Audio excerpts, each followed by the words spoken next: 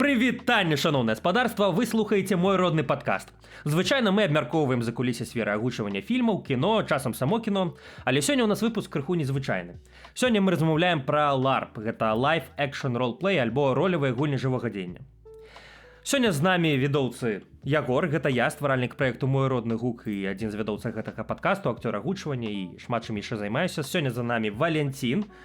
Гэта я, мяне клічуць Вальс, і я таксама актор агучвання.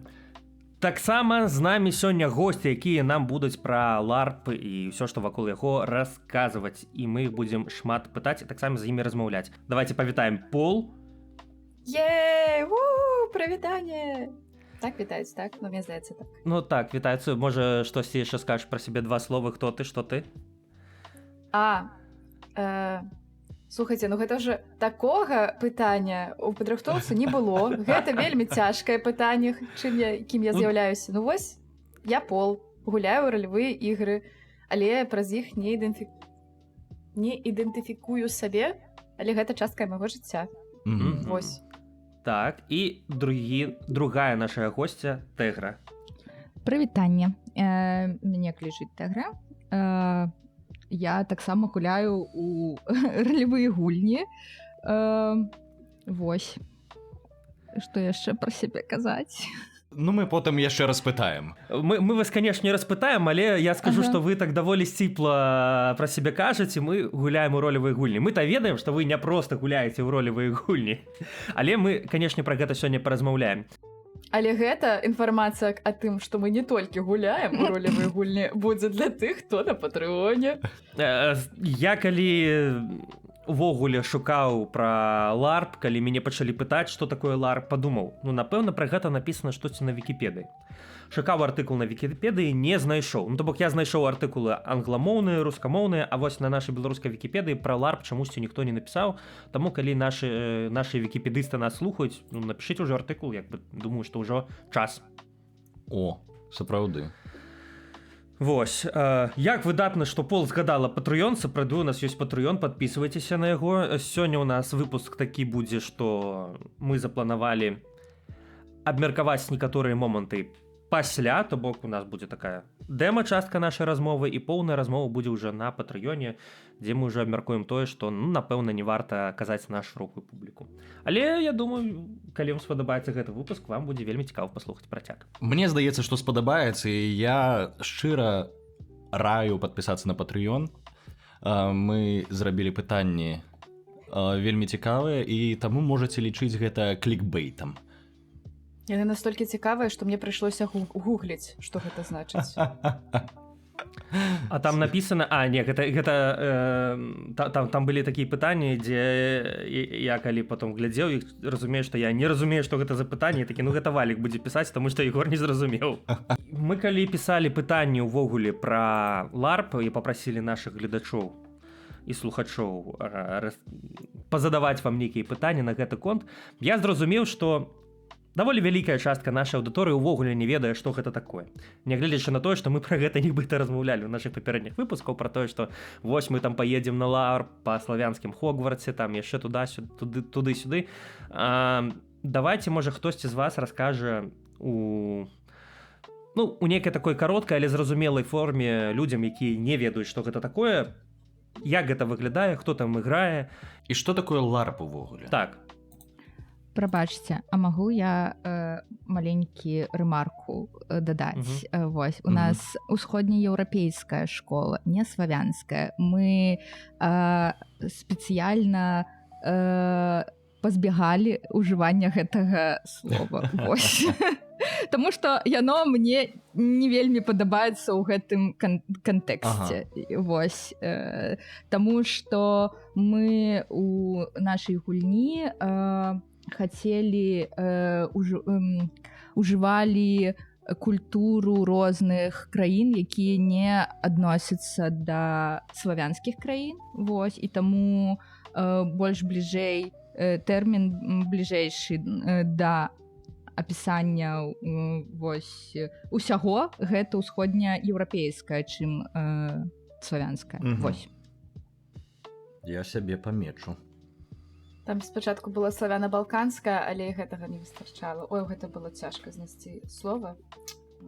Про LARP я магу пачаць, а Тегра мне можа дадаць, бо мне здаецца, што ўвогуле, LARP — гэта Live Action Role Playing Games. Што значыць Role Playing Games? Гэта калі ў цябе ёсць нейкі персанаж, не памятаю, гэта будзе па-беларуску, можа так і будзе.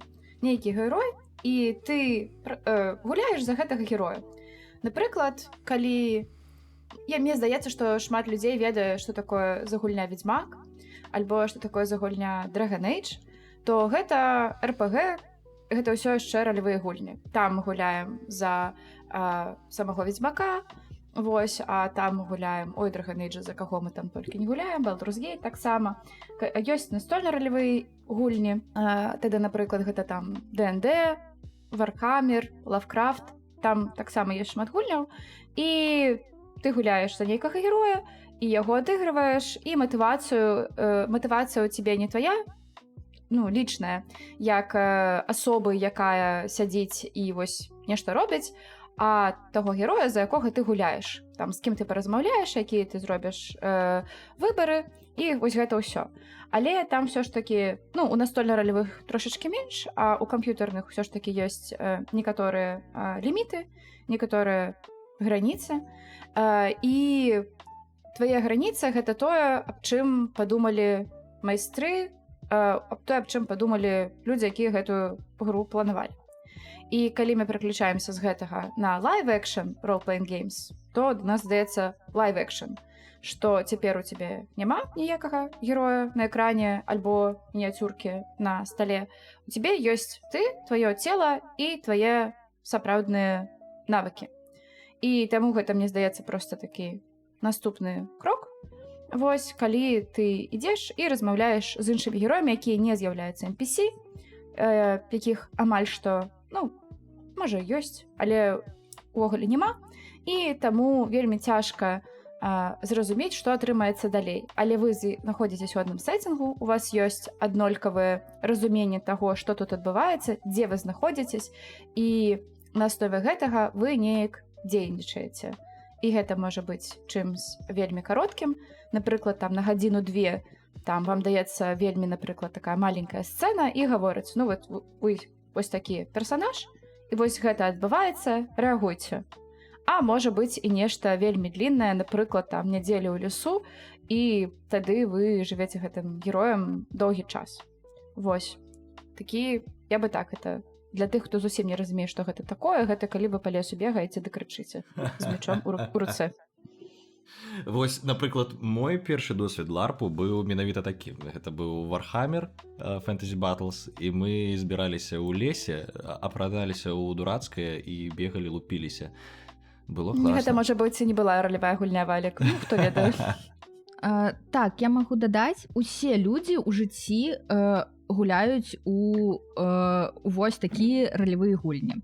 Гэта тот тып гульняў, у якія граюць дзеці прыкладна у 3 да 6 год. Вось гэта пераважаючы тып гульняў, так, калі вы гуляеце у дачкі мацеры, у нейкія там у врача і гэтак далей, так. Вось, калі вы успомніце, як вы гэта рабілі, то гэта вельмі падобна. Ты прыходзіш такой, гаворыш: о, я буду доктарам, а вы будзеце маімі пацыентамі, і вось вы прыходзіце да доктара или у школу таксама гуляюць, так, да, вы прыходзіце і там нешта адыгрываеце, якія-то сцэнкі. Вось. І гэта насамрэч вельмі падобна. Вось, абсалютна.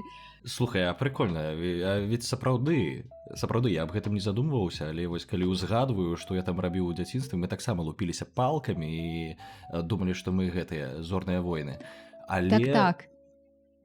Сапраўды, усе прайшлі праз ларп, так ці інакш.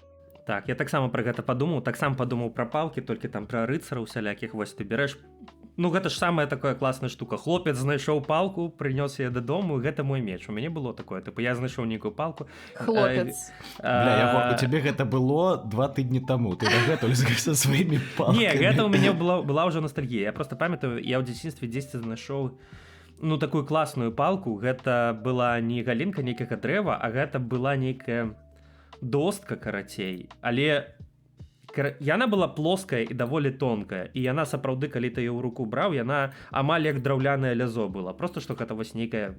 Адкуль яна была, дзе? Але гэта было класна. Я з ёй хадзіў, гуляўся, гэта была класная палка, і потым нейкі хлопчык старэй, і мяне там ці то атабраў, ці то паламаў, карацей, гэта было крыўдна. Слухайте, а вы, прабачка, калі мы яшчэ размаўляем пра палкі, вы ведаеце серыю гулень Final Fantasy? Так. Final Fantasy 8-ю частку вы ведаеце? Ну, збольш, Ну, карацей, там галоўны герой гэты Скол, і ў яго был рэвальвер лязо. Такі рэвальвер лязо. І я памятаю, як на уроках труда у школе я рабіў сабе з гэтай спалкі, гэты рэвальвер лязо. Гэта был мой магнум опус, недзе вось 8 класу. Дагэтуль узгадваю. І, карацей, хлопцы і палкі, мне здаецца, гэта тэма для асобнага выпуску, Ягор. Ну, гэта мы называлі косплеем, калі Final Fantasy 8 было папулярна, гэта быў косплей. Але што гэта за... Я нават не памятаю гэтага слова, так давно сустракаліся. Чаму хлопцы і палкі? Мы таксама былі палкі. У нас был ордэн тых, хто зашышчае дрэва, нашу іву там у школе. І мы там біліся з тымі, хто гэту іву не любіць. І нават былі такія у івы такія длінныя ветачкі. І калі ты... Ну, яны як такія плёткі. І гэта было, ну так, гэта было мацней за палкі, бо дальнасць была вышэй. І што там, Ну, так вось уявіце сабе, вось ты з палкай і крапіва, якая вовсе не крапіва, а твой вораг, і ты нападаеш, і вот гэта пачуццё, мы жадаем яго пражыць. Вось такіх вас 100 у лесе, і ніхто нікога не асуджвае, а хтосьці можа яшчэ і крапіва. Вось у мяне, дарэчы, было пытанне, больш давалі, таму што ён згадаў Warhammer Fantasy Battle, што вы жылі ў лесе і біліся. Вось у мяне 2 пытанні. Па-першае, колькі людзей у вас было? Мне здаецца, чалавек 40-50. Ну, окей, таму што на нашым ларпе апошнім, якім я быў, там чалавек расказваў штосьці там пра 1000. Там штосьці ў Москве было. Нікіта расказваў, як ён быў недзе ў Расіі. Так, гэта было круто. Мне часам попадаюцца рылсы у Інстаграме з вось гэтага фестывалю по Вархамеру, і ён буйны, ён шыкоўны, там вельмі адданыя рабяты ва ўсё гэта гуляюць, гэта афігенна, такога я пакуль яшчэ не бачыў, але калі б гэта было не ў Расіі, я б, можа, і паглядзеў. Добра, а другое маё пытанне, яно датычнае, ты кажаш, і піздзеліся ў лесе. Вось у мяне пытанне, як у ларпе адбываюцца бойкі на мячах? Карацей, гэта, мне здаецца, не зусім пытанне да мяне, але з таго, што я ведаю, як яно у нас было, ёсць ларп зброя, так званая. Яна мяккая, яна з пены, і ёй файна лупіцца.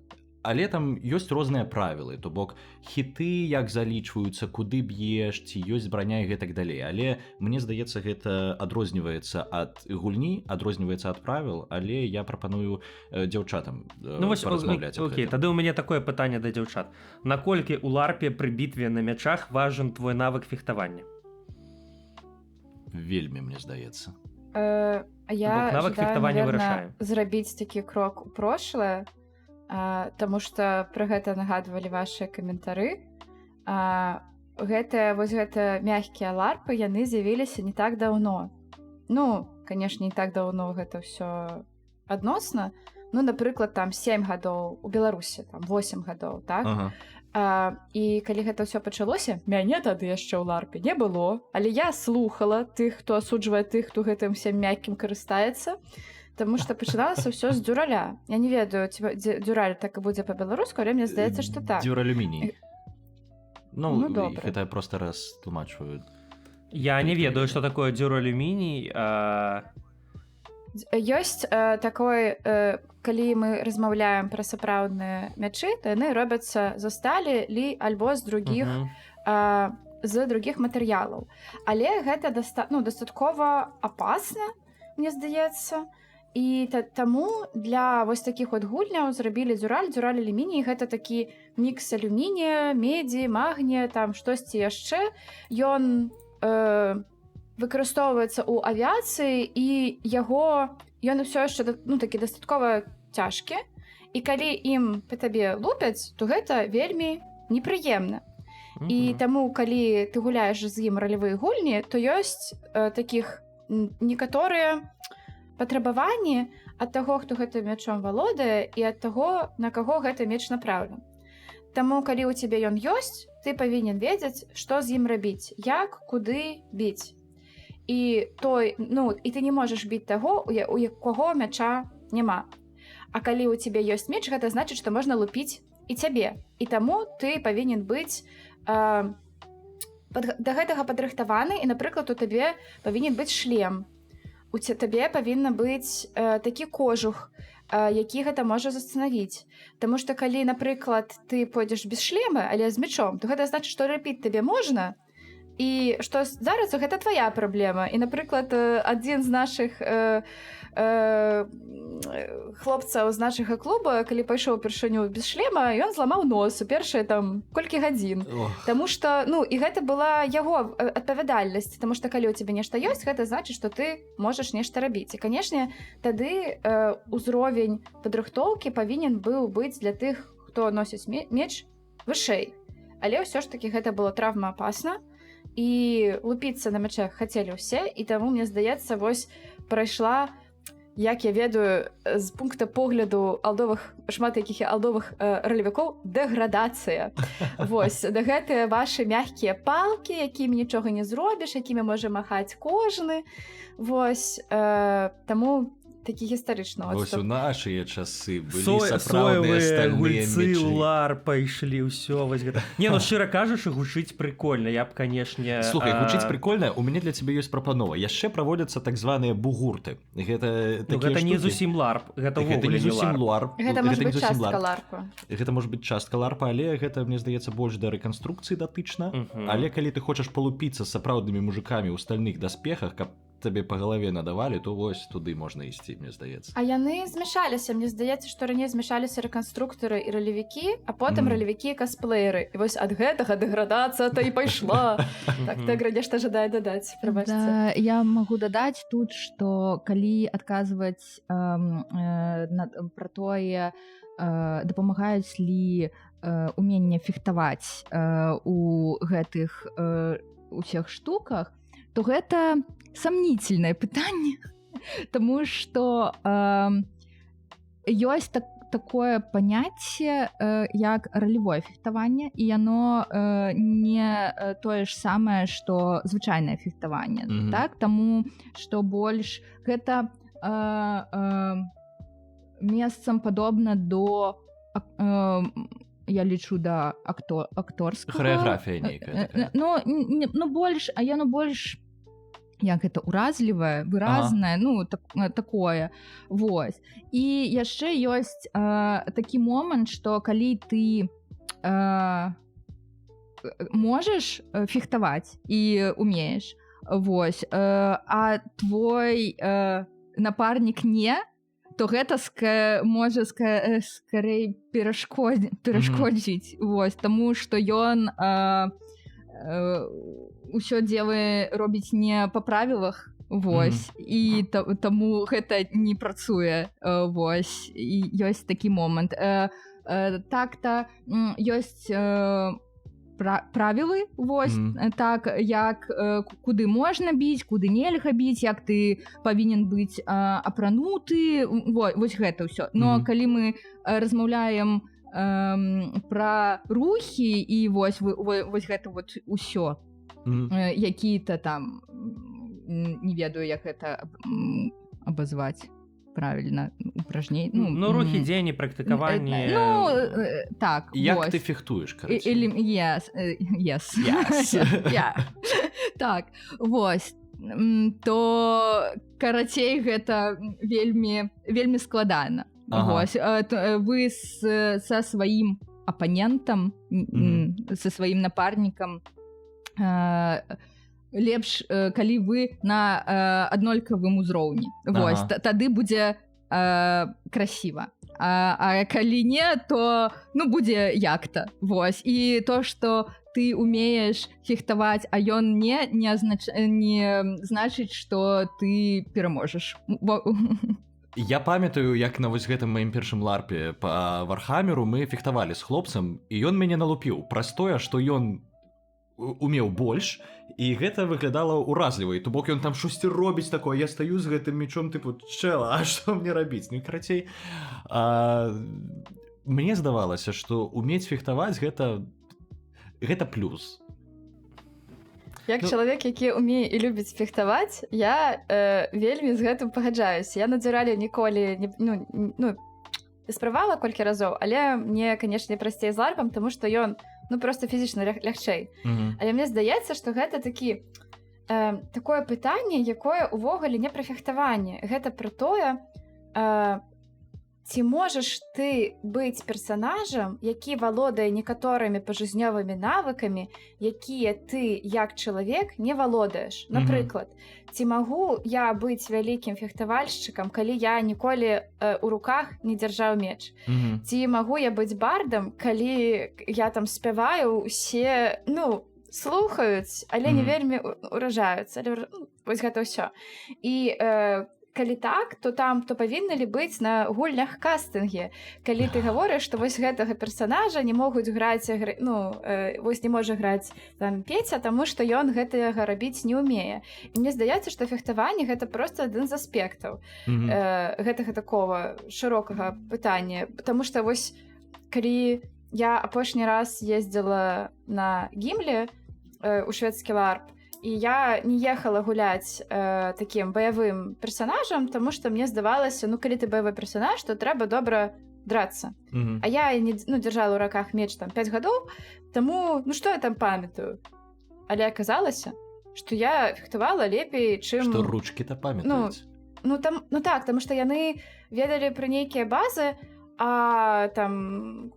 Але гэтага было... гэтага не даставала, і таму там я пабілася і там пабіла амаль усіх, кроме хлопцаў, якія займаліся гэтым, хемай, так, амаль прафесійна, што гэта было часткай там іх падрыхтоўкі да гульнях, і там гэта адчувалася. Але такіх было колькі? Там 4 чалавека з 70, там 5 гэтых людзей з 70.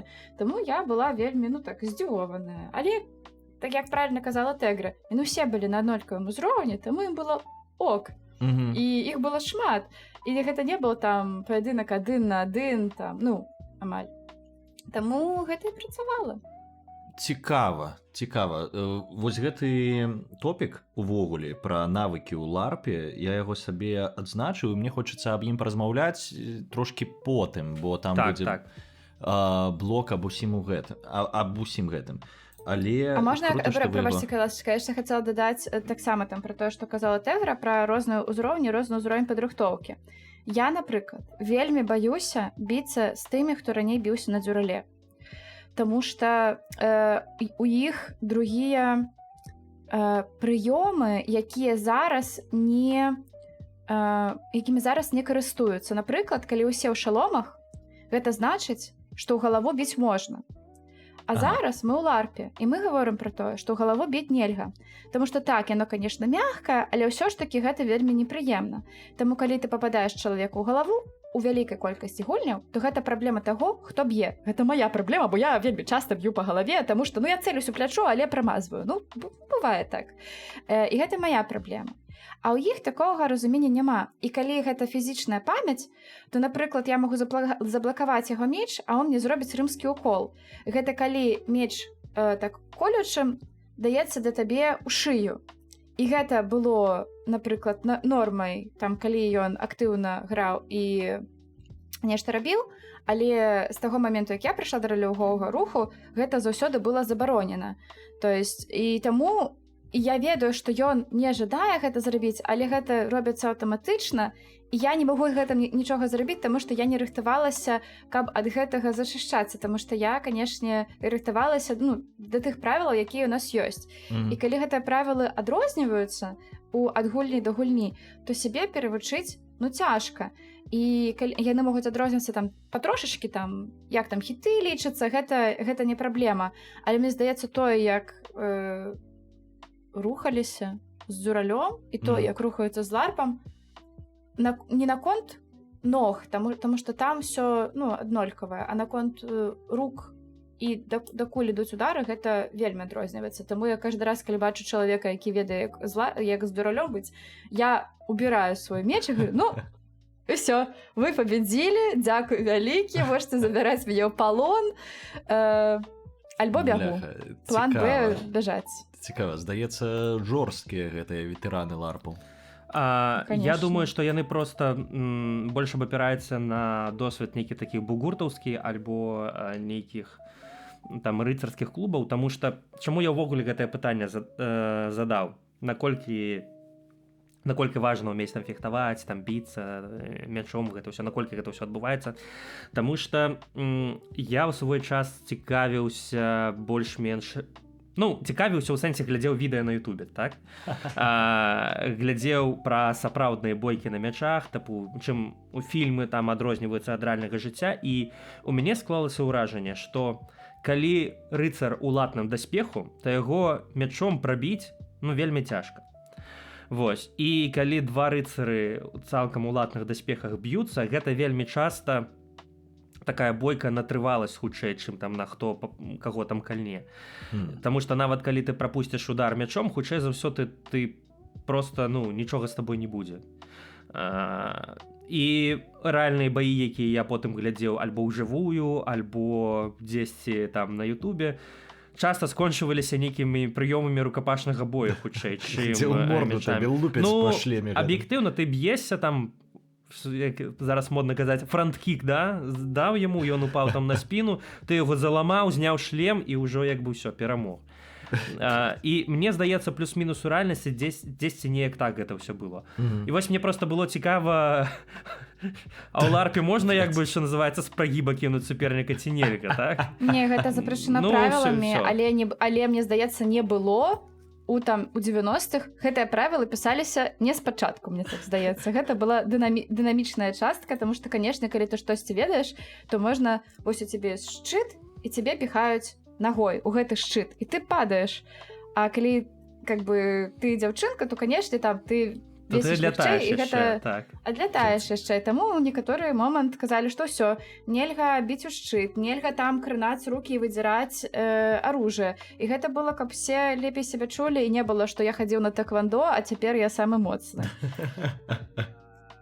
І таму, што з палігона ў хуткую ехаць тоже, ты адзін раз съездзіў, другі раз съездзіў у хуткую, а потом, а можна мы ўжо пагуляем неяк? Пісалі проста сілавыя прыёмы забароненыя. Усё, што там, калі ёсць пытаннечка, так, гэта сілавы прыём, а гэта не. Усё. Гэта тыя самыя правілы, якія пісаліся крывёю. Вось, тое, што я хацеў сказаць, так, гэта як інструкцыі ўсе па тэхніцы бяспецы, так, все пішацца крывёю. Спачатку мы натыкнуліся на гэта, потым нельга саваць пальцы ў розетку. Вы ведаеце, это ж калі мы размаўляем пра гульні, у якіх трэба действительно, драться, а так можна быць з мечом і ўжываць карткі. Ёсць такая еретычная механіка.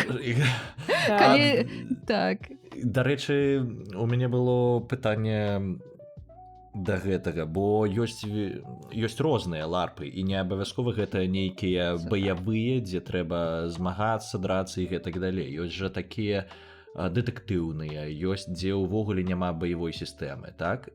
Як бы вы іх падзялілі на катэгорыі такім чынам? Пра тыпы ўзаемадзеяння, тып геймплея. Гэта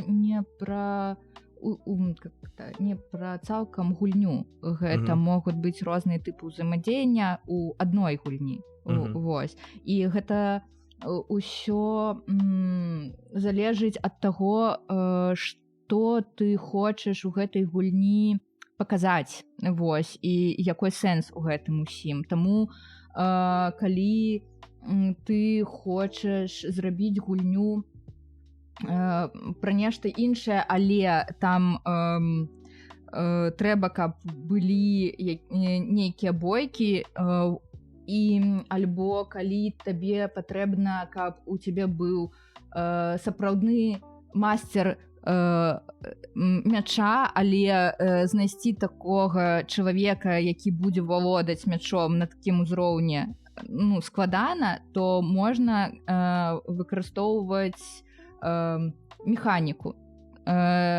То бок, калі ты мадэлюеш нейкія сражэнні, гэта таксама адзін з спосабаў. Я не ведаю, я, мабыць, на сваіх гульнях толькі такі ўжывала. З тых гульняў, якія я рабіла, то ні на адной не трэба было сражацца, напрыклад, адзін на адзін, і чтоб гэта вырашала бой. Можна было, допустим, вырашыць гэта на картках і потым адыграць. Вы делаеце тэатральныя такія рухі, і тот, хто прайграў дагэтуль, ён падае, напрыклад, неяк красіва. Вось. Вось мне здаецца, такі падыход, ён неяк нівеліруе адсутнасць пэўных навыкаў, каб гэта было. Так. І яно робіць гульцоў на адным узроўні. І на ўзроўні, напрыклад, статоў тваіх персанажаў, які у яго, калі гэта на картках, які ў яго могуць быць карткі, бонусы і гэтак далей.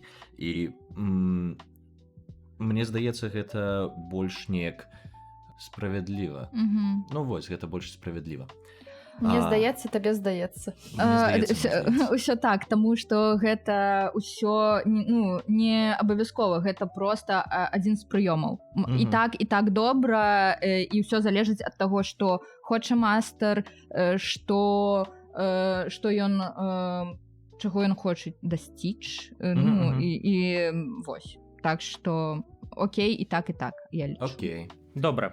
Давайте тады зробім крышачку крок назад, бо нас занесла і... А нас не занесла. Я хацела пра гэта таксама трошачкі паразмаўляць, што ўвогуле, вось вы запыталі, а якія бываюць віды ларпаў.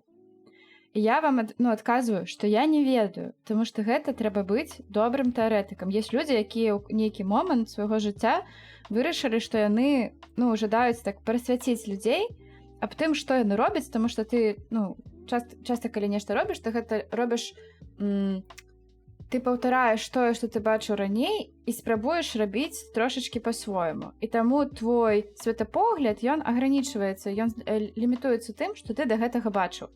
І калі, напрыклад, ты граеш суполцы, якая там не вельмі інаватыўная і не вельмі вялікая, то шанс таго, што ты бачыў нешта рознае, вельмі маленькі. Гэта, напрыклад, будзе там гэтыя езды ў лес, там, можа, якія кабінеткі і штосьці яшчэ.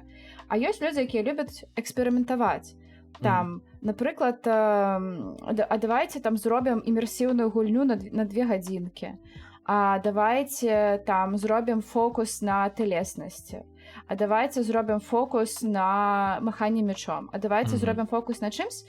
І тэарэтычна ты, як майстар, павінен мець у галаве нейкую цэль.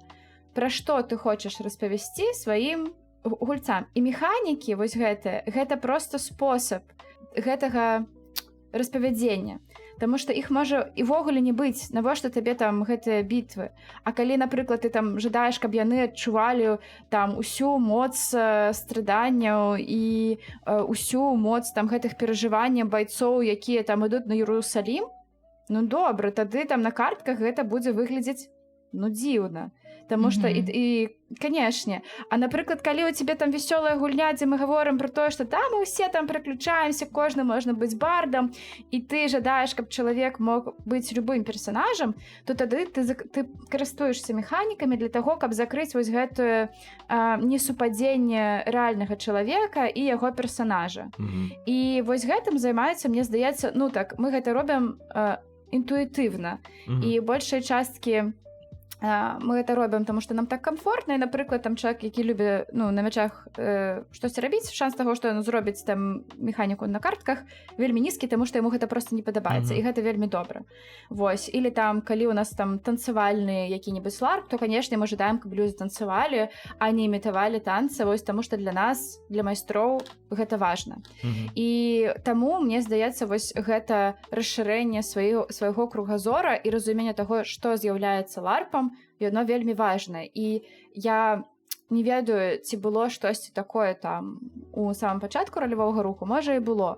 Але, напрыклад, у Беларусі якийсь момант з'явіўся праект «Майстар у госці».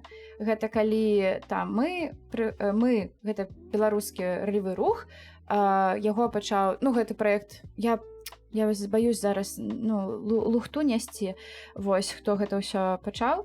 Але прыглашалі майстроў з іх цікавымі гульнямі там з Расіі, яшчэ з які-небудзь краіны, і яны паказвалі, а як яшчэ можна. І там тактамі як гуляць, як выкарыстоўваць свет, таму што мы, можа, тэарэтычна ведалі аб гэтым, але ніколі не карысталіся. А тут ужо ёсць чалавек, ён гэту гульню там, ён яе ставіў там 10 раз, 10 разоў яна ўжо была суперская, ён ставіць 11 для тых, хто жадае. І яны прыглашалі, напрыклад, на кароткі срок, там 5 такіх майстроў, і яны ставілі розныя гульні розных відаў.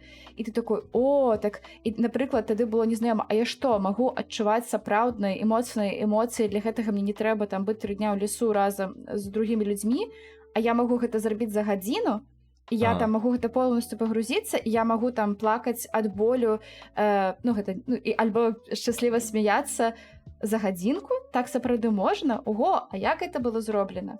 І зараз тут шмат такіх праектаў, і там, мне здаецца, з нашага клуба Даша самая актыўная ў гэтым разуменні і шуківанні ўсяго.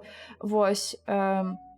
Але мне, наверное, гэта не так цікава, не так цікава пра гэта ўзнаваць структурна, вось, але калі ты чуеш, што ты ў нейкам тупіке і то, дзе ты зараз гуляеш, не можа тебе больш нічога даць і тебе становіцца сумна, то ёсць яшчэ вельмі шмат другіх розных варыянтаў.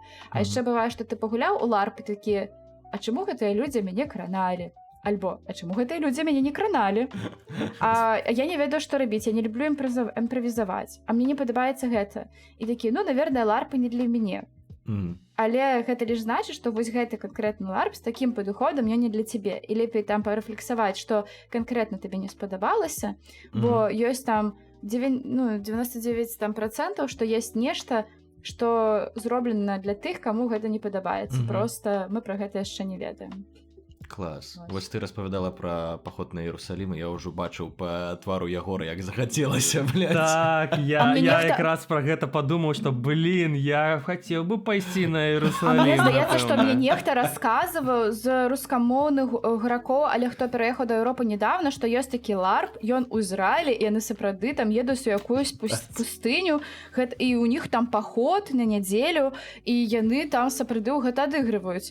І я была вельмі ўражана, і у них там былі неверагодныя проста эмоцыі ад таго, там як гэта было супер, і они там уже некалькі разоў туды ездзілі. Ёсць такое, так, трэба проста пашукаць, калі гэта табе цікава. Гэта будзе як нашыя зборы ваенныя, толькі лепш. І ты сам за іх плаціш. За такое не грэх і заплаціць. Не грэх. Святая справа, што называецца. Клас.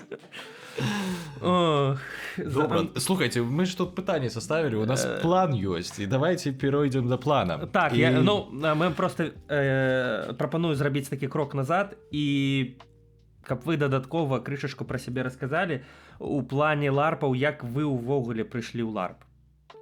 Вось так вось. Як гэта пачалося для вас? Так, гэта не быў мой выбор. Я была ў косплее, і калі мне там споўнілася 18 гадоў, я вырашыла, што я жадаю жыць адна, сама, без маці, вось такая я самастойная. Я працавала афіцыянткай, і таму ў меня з'явіліся нейкія грошы. Але што рабіць далей, я не вельмі разумела, таму што, як гэта ўвогуле там працуе, странна. І дзяўчынка, якую я не ведала лічна, але я ведала, што яе ведае мая сяброўка, таму што яны аднойчы танцавалі разам, запосціла ў ВКонтакце, што яна шукае каго-небудзь, каб разам здымаць кватэру. Ну, я вырашыла, што гэта знак, што надо. І мы пачалі здымаць кватэру на каменнай горкі, там не было мебелі. Я там спала некаторы час нават без матраса, таму што, не было ў мяне матраса. Але потым, і мы проста спачатку жылі, а потым да яе сталі прыхадзіць нейкія странныя людзі, якія зараз з'яўляюцца нашымі сябрамі. І ў некаторы момент яна распавяла, што яна ў гэтыя ларпы гуляе. Я думаю, што гэтыя ларпы? Косплей, вось там усё самае цікавае, што вы там мне распавядаеце? А потым мы D&D пагулялі, а потым яна зрабіла кабінетку ў нашай кватэры. А мне нешта і зайшло, і так спадабалася, і людзі цікавыя, а потым яны проста да нас прыходзілі ў госці, а потым мы пайшлі, кабінеткі, гэта такія гульні, якія можна рабіць у адным памяшчэнні, напрыклад, у кабінеце ў універсітэце. Там мы і гулялі некалькі разоў. І ўсё, а потым раз, два, тры, і вось яна ўжо імператрыца, у вас клуб, і гэтыя ўсе людзі, амаль усе, мы гэта зараз те сябры, якія да сей момант са мною, і негледзячы на тое, там, дзе яны жывуць, гэта важныя людзі ў маім жыцці, там. І мы вось на ўсе тыя гульні, якія калдасторы, з-за якога мы потым перайдзем, гэта была гра нашага клуба, якія там усе тыя ж удзельнікі, што і былі там, і трошачкі больш, і яны там таксама былі. Вось, там гэта ўсё пачалося ў каменнай горцы 12-13 гадоў таму, дзесьці так. 14. Вось, так грудовы шлях. А у Тегра у цябе як было? У маём выпадку гэта абсалютна мой выбар, і я вельмі цягнулася да гэтага, таму што калі мне было 14 год, у мяне быў сябар, які быў старэйшы за мяне, і ён ездзіў на ралявую гульню ў лес. І ён прыехаў і распавядаў мне пра то, як гэта было неверагодна, і як он уражан, і вось гэта ўсё. І ён казаў мне: «Паехалі, цябе спадабаецца». І я такая: «Так, я вельмі жадаю». Мне было 14, і маці казала: «Ты шо, вар'ятка зусім? Калі, які лес, ты шо?»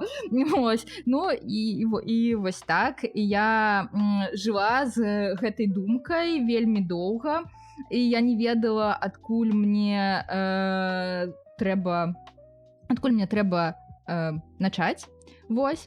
А потым аднойчы я ўбачыла ў кантакце, што Паліна посціць фоткі з нейкага дзеяння ў кватэры. Я ей такая пішу, гавару: «Паліна, мы тады яшчэ не тое, каб былі знаёмы блізка, але знаёмы. І я пішу, я тут бачыла, а ты можаш мяне тоже ўзяць з сабой?» І яна говорит: так, калі што-небудзь будзе. Вось, і яна меня потым паклікала на нейкую гульню, якая не адбылася. Вось, і ўсё гэта неяк так вот і сышло, пакуль я не пабачыла у некага рэпост у кантакце пра гульню адну, пра навагоднюю.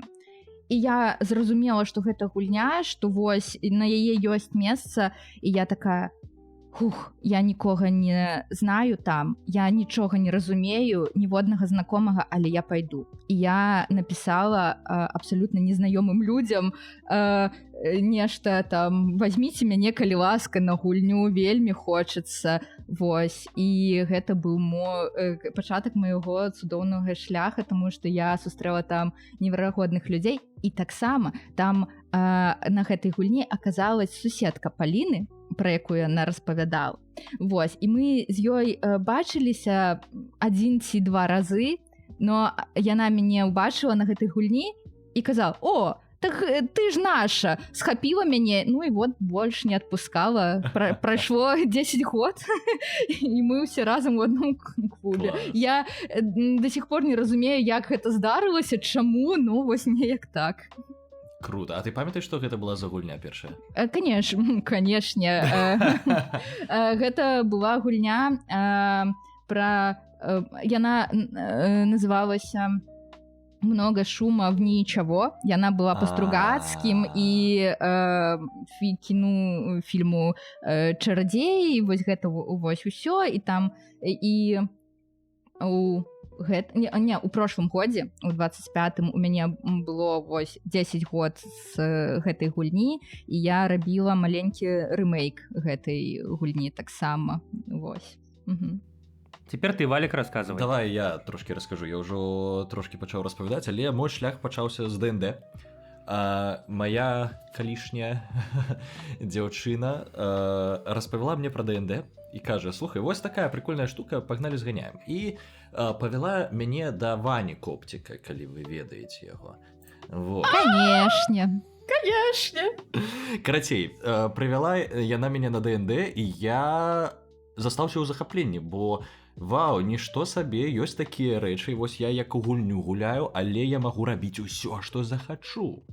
Мне, канешне, перашкаджалі іншыя людзі, бо я люблю у баёўках сам усё рабіць, але гэта быў пэўны урок для мяне, што, слухай, вось ёсць і іншыя людзі, пара з імі таксама ставіцца. Прашло некалькі гадоў, і вось Ваня Коптік закінуў ідэю з'ездзіць на ларп, бо ён ужо трошки быў у гэтых ва ўсялякіх ларпах. І вось яны з сябрам з Олегам вырашылі паехаць на Warhammer Fantasy Battles, які ставіў Дэкстер. Але перад тым, як паехаць на ларп, мы вырашылі згуляць у кампейн па Warhammerу. І мы паўгады гулялі ў кампейн. У нас было 2 пачкі, адну вёў Ваня, другую вёў Олег. Нас было па 6 чалавек у кожнай. І вось мы паўгады гулялі ў гэты кампейн. У нас ужо склаліся стасункі, у нас ужо была перадгісторыя, некаторыя такія канфлікты і гэтак далей. І вось, праз паўгады нас вывезлі на палігон, на Асіна. Нам выдалі гэты кавалак палігону пад наш лагер, выдалі гэтых намётаў, у нас усё было файна, і нам ужо ніхто не быў патрэбны. Мы у сваім кутке там гулялі, і нам было супер файна. Мы гулялі ў лагер. Мне вельмі спадабаўся кросфіт гэты, бо наш майстар Олег казаў: вось у нас ёсць вогнішча, і не трэба, каб яно патухла. Вось вам топор, вунь сасна, рабіце так, каб вогнішча не патухла. І мы гулялі ў лесапілку даволі доўга. І зараз, узгадваючы гэты досвед, я пытаюся неяк зразумець, што мне больш спадабалася. Сам ларп ці вось гэты лагерны вайб. Бо лагерны вайб у мяне ўжо быў з Егорам, і мне ён, узгадваецца з цеплынёй у душы. Ягору не. Але вось тады я зрабіў першы крок. Але не пра сябе, Валік. Пра сябе гэта адзіная, напэўна, прычына, адна з нямногіх прычын, чаму гэты лагер згадваецца з дабрынёй і з цеплынёй. А ўсё астатняе, канешне, ўсё адно перакрывае. Тады я яшчэ злавіў сябе на тым, што мне падабаецца вось гэтая касплейная частка, бо я трошки ўжо быў у касплеі, мы рабілі з рабятамі некалькі стэндаў на Юнікон па Дисхе, па Devil May Cry. Я не надта шмат касплеяў, але тады я запарыўся, я заказаў сябе сцягло такое моднае, я у Рязіка заказаў сябе кожаную броню, такую файную. Я быў там шагаляў як франт на гэтым палігоне. І вось так распачаўся мой шлях. Але наступная гульня пасля гэтай, наступны ларп, мне здаецца, гэта быў великолепны век, у якім мы з вами пазнаёміліся і у якім мы з вами згулялі першы раз у 24-м годзе. Гэта было дзіўна. Ягор, калі ты не ведаў, я граў гэтага Евнуха. Ты казаў, так. І потым аказалася, што ў цябе ёсць член, і потым все крычалі: а ў Евнуха это хер. І гэта ты расказваў ужо адносна нядаўна. Карацей, вось недзе так. У мяне ўсё вельмі коротка. Мяне Валік запрасіў спачатку. Спачатку Валік увесь час кажа пра свае D&D гульні. Я чуў пра D&D. Я чуў пра D&D ў Stranger Things першы раз. Потым Валік, напэўна, быў першы з маіх знаёмых, хто згуляў і пачаў штосьці там расказваць. Спачатку проста ў мяне кампэйн, я так асабліва не ўдаваўся. Потым ён мне там раз штосьці раскажа, два штосьці раскажа, потым я хачу там прыехаць у госці, зайсці, он такой, у мяне кампэйн, 2 гады ідзе, ці там год ідзе, трэба вось сёння апошняя гульня. Так, думаю, вау, капец, тыпу год граеце там одну штуку.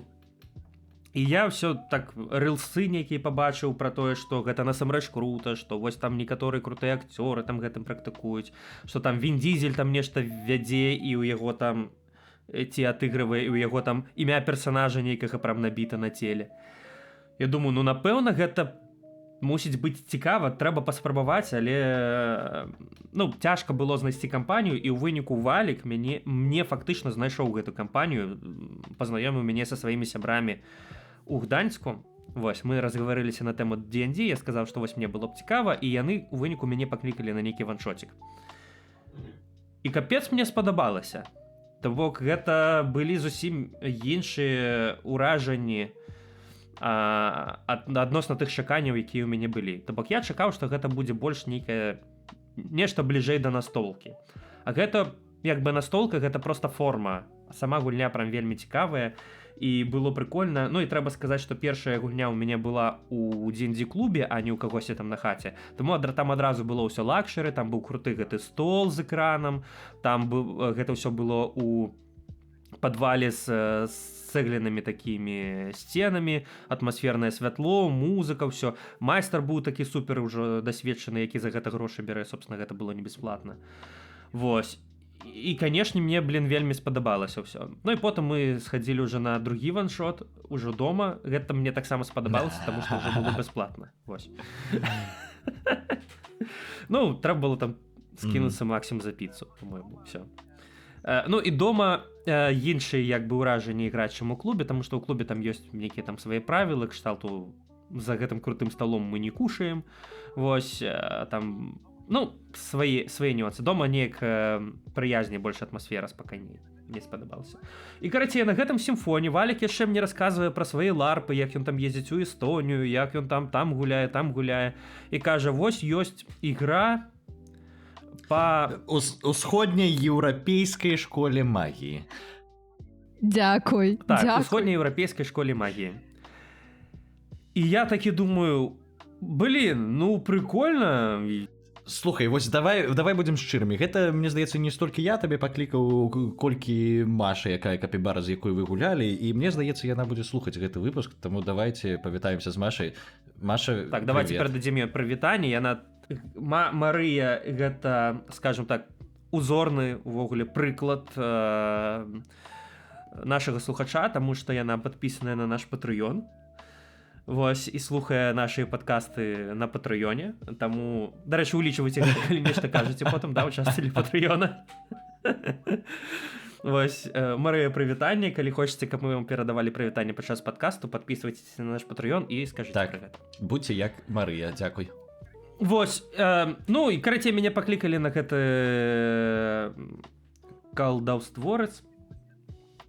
Ну і вось я з'ездзіў першы раз вось з усімі вамі, з кімсьці пазнаёміўся, з Валікам пазнаёмы даўно. Было прикольна, мне спадабалася. Вось, гэта была такая моя першая гульня, і Валік кажа, што мне таксама вельмі пашчасціла з першай гульнёй, таму што яна адносна іншых гульняў, ну, прям крутая і атмасферная. Дакладна. Давайте пяройдзем да наступнага пытання, бо я ўжо на яго гляджу, і мне вельмі цікава. І менавіта я хачу яго спытаць. І пытанне такое: як і чаму вы вырашылі перайсці ад таго, каб гуляць у ролевыя гульні, да таго, каб іх ствараць, каб быць майстрамі? Бо ў мяне быў досвед такі, што я вырашыў правесці кампэйн па D&D, я зграў адну гульню і паглядзеў на гэта і падумаў, да ну нахер, гэта так складана, і я штосьці не кайфануў. І вось мне цікава пытаць людзей, якія ствараюць, якія майструюць, які у іх кайф у гэтым ва ўсім. Таму пытанне такое: чаму майстры, які ў гэтым для вас асабісты кайф? Мне здаецца, гэта проста два розных пытання. Чаму вы вырашылі ў некаторы момент рабіць гульні, а потым, а чаму вы пасля гэтага не скончылі гэтую гульню рабіць? Ну, можна і так. Тигри, ти пам'ятаєш, яку першу гульню ти робила? Так, памятаю. Гэта была Аліса на наше вымярэнне. Измерение. Ой, да, вымярэнне, так. Мне першая гульня, я памятаю, якую я рабіла. Яна была 10 гадоў таму, тому што зараз ёсць тренд. Паглядзіце там на сябе ў 2016 годзе. І у нас у клубным чаціку хтосьці там пачаў выкладаць фоткі таго, якія мы былі маладыя, шчаслівыя, такія смешныя. Вось, і там была фотка з гэтай гульні, і я рабіла гульню па Дзюне. Таму што я тады толькі скончыла чытаць усе часткі. Гэта які пісаў не толькі Фрэнк, але і яго сын.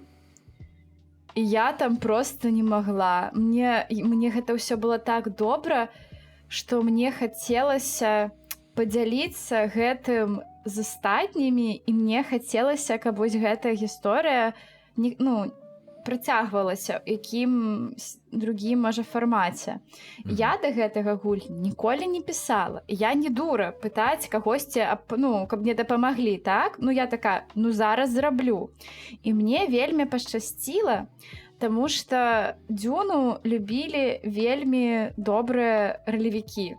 Такія, якія добра ўмеюць гуляць. І мне здаецца, у мяне там быў проста залаты састав. Вось, у мяне там імператар граў Шарль, там Кэп быў Рабанам, Алексей Замскі быў этим, Заларош быў, не памятаю, господи, якім быў ён? Ён быў гэтым саветнікам, там падгутарваў камусьці штосьці. Там Эрідан, можа хтосьці, хто гуляў ларпу, ён будзе ведаць гэтыя імена, гэта каб яны зразумелі, але ўвогуле гэта проста золата там ролевого движення і ролевого руху, якое тады было. Слухай, а можна, пакуль мы далёка не сышлі, задам табе пытанне, бо якую адказнасць ты адчувала, калі вось ты робіш гульню? Да я там абасрацца была гатова ў любы момант. Господи, я напісала нейкае гаўно. А напряды гаўно было. Я тут зараз гляджу такая, там павароты былі. Хто збіў карабль? Няўжо гэта быў галоўны зладзей? Вау! Але мы аб гэтым там все зразумелі ўсё яшчэ калі чыталі свае ролі. Не ўсё, ладно, у меня там была такая цікавая якую можна было даведацца толькі калі ты чытаў там творы сына, а гэта, мне здаецца, рабілі не ўсе, таму я такая была, хаця б яны зразумелі 95%, так, а 5 засталося яшчэ падчас гульні. Я вельмі перажывала. Я там купіла вінаграду, таму што мне здавалася, што калі ў цябе ёсць ежа на гульні, то ты нават калі добра не пагуляеш, ты хаця б паеш. І ведаеце што, я ўсё яшчэ так лічу.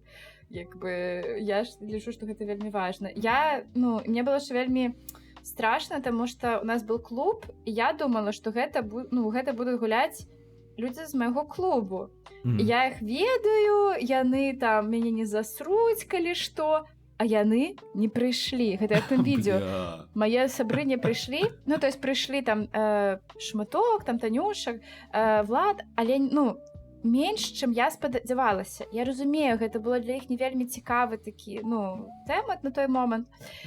Але я такая, а чаму там прыходзяць нейкія маэстра? А што яны тут будуць рабіць? Але там была вельмі класная лакацыя, якой они раней не былі. Вінаград быў смачны. І яны мяне не асуджвалі, таму што гэта была сапраўды моя першая гульня, а я тады яшчэ з імі, я зараз ведаю, якія яны цудоўныя і лапанькі. А тады я думала, яны монстры. Яны мяне з'ядуць. Вось Кэб мяне, ён яшчэ нават не заўважыць, што он мяне з'есць. А Эрідан, яна там проста мяне там раз'ябе, потым я думаю, можа не ў лицо, таму што яна, мне здаецца, вежлівая, так? Але потым дзесьці уся моя рэпутацыя, яна будзе праябана. Я проста шла з гэтымі мыслямі ў гэту гульню, але, і, канешне, цікава было, а можа не? А можа ўсё будзе добра? І як было ў выніку? Я не ведаю. А што яны сказалі? Сказалі штосьці? Маэстра? Яны сказалі, што ім спадавалася, што гэта было цікава і што гэта было не так дрэнна, як я думаю. Яны былі супер-мегалапанькамі.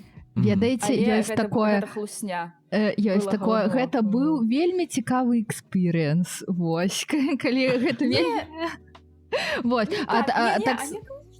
Таксама прабачце, я дадам, як вы можете бачыць, нашы паттерны не змяніліся. Гэта цудоўная лакацыя і смачная ежа, і гэта план мінімум как бы для хорошай гульні, а ўсё астатняе, ну як-небудзь. І ведаеце, што я памятаю, што мне за гэта крытыкаваў Ларош, які пытаў, навошта гэтая еда, там навошта там гэта ўсё, там, таму што, ну вось ён з тых, хто там задае такія пытанні, навошта маленькія гульні робім, я говорю, таму што цікава, а ён пытае, а што ты хацела данесці сваёй гульнёй? І ў гэты момант я жадаю там быць пад сталом, і каб мне ніхто не бачыў, таму што нічога я не жадаю, просто вось я раблю, і мне робіцца, што ты да мяне прыйшоў, адстань.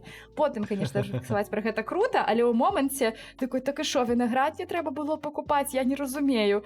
Вось, быў такі, вось я дагэтуль гэта помню, конечно. Ну, слухай, калі ты расказваеш пра тое, што ты вырашыла зрабіць гульню па Дзюне, каб больш людзей, каб сваё ўражанне праз усе гэтыя кнігі перадаць іншым, мне здаецца, гэта ўжо файная інтэнцыя, каб зрабіць гульню. І вось гэтае пытанне, а што ты хацела данесці? Да вось, хацела данесці Дзюну да большай колькасці людзей. Так няхай так ён тады адпавядзе цябе, так няхай яны гэта прачытаюць.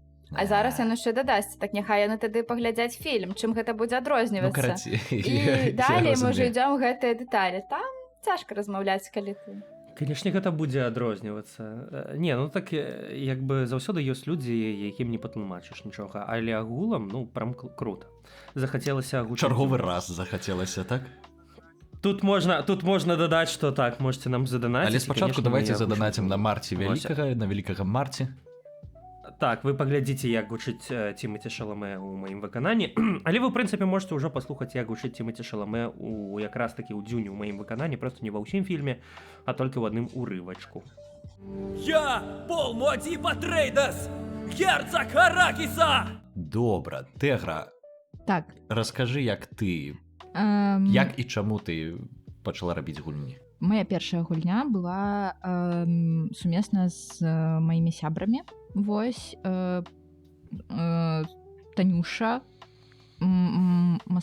майстрыла вымярэння, і яна абрала тэму пра Алісу ў краіне цудаў. Так. Вось. І я далучылася. Таму што гэта мне здавалася, што гэта вельмі весела, файна неяк, вось. І я вырашыла дапамагчы, паспрабаваць, таму што у мяне была роля не галоўнага майстра, і ну, таму гэта так, саппорт.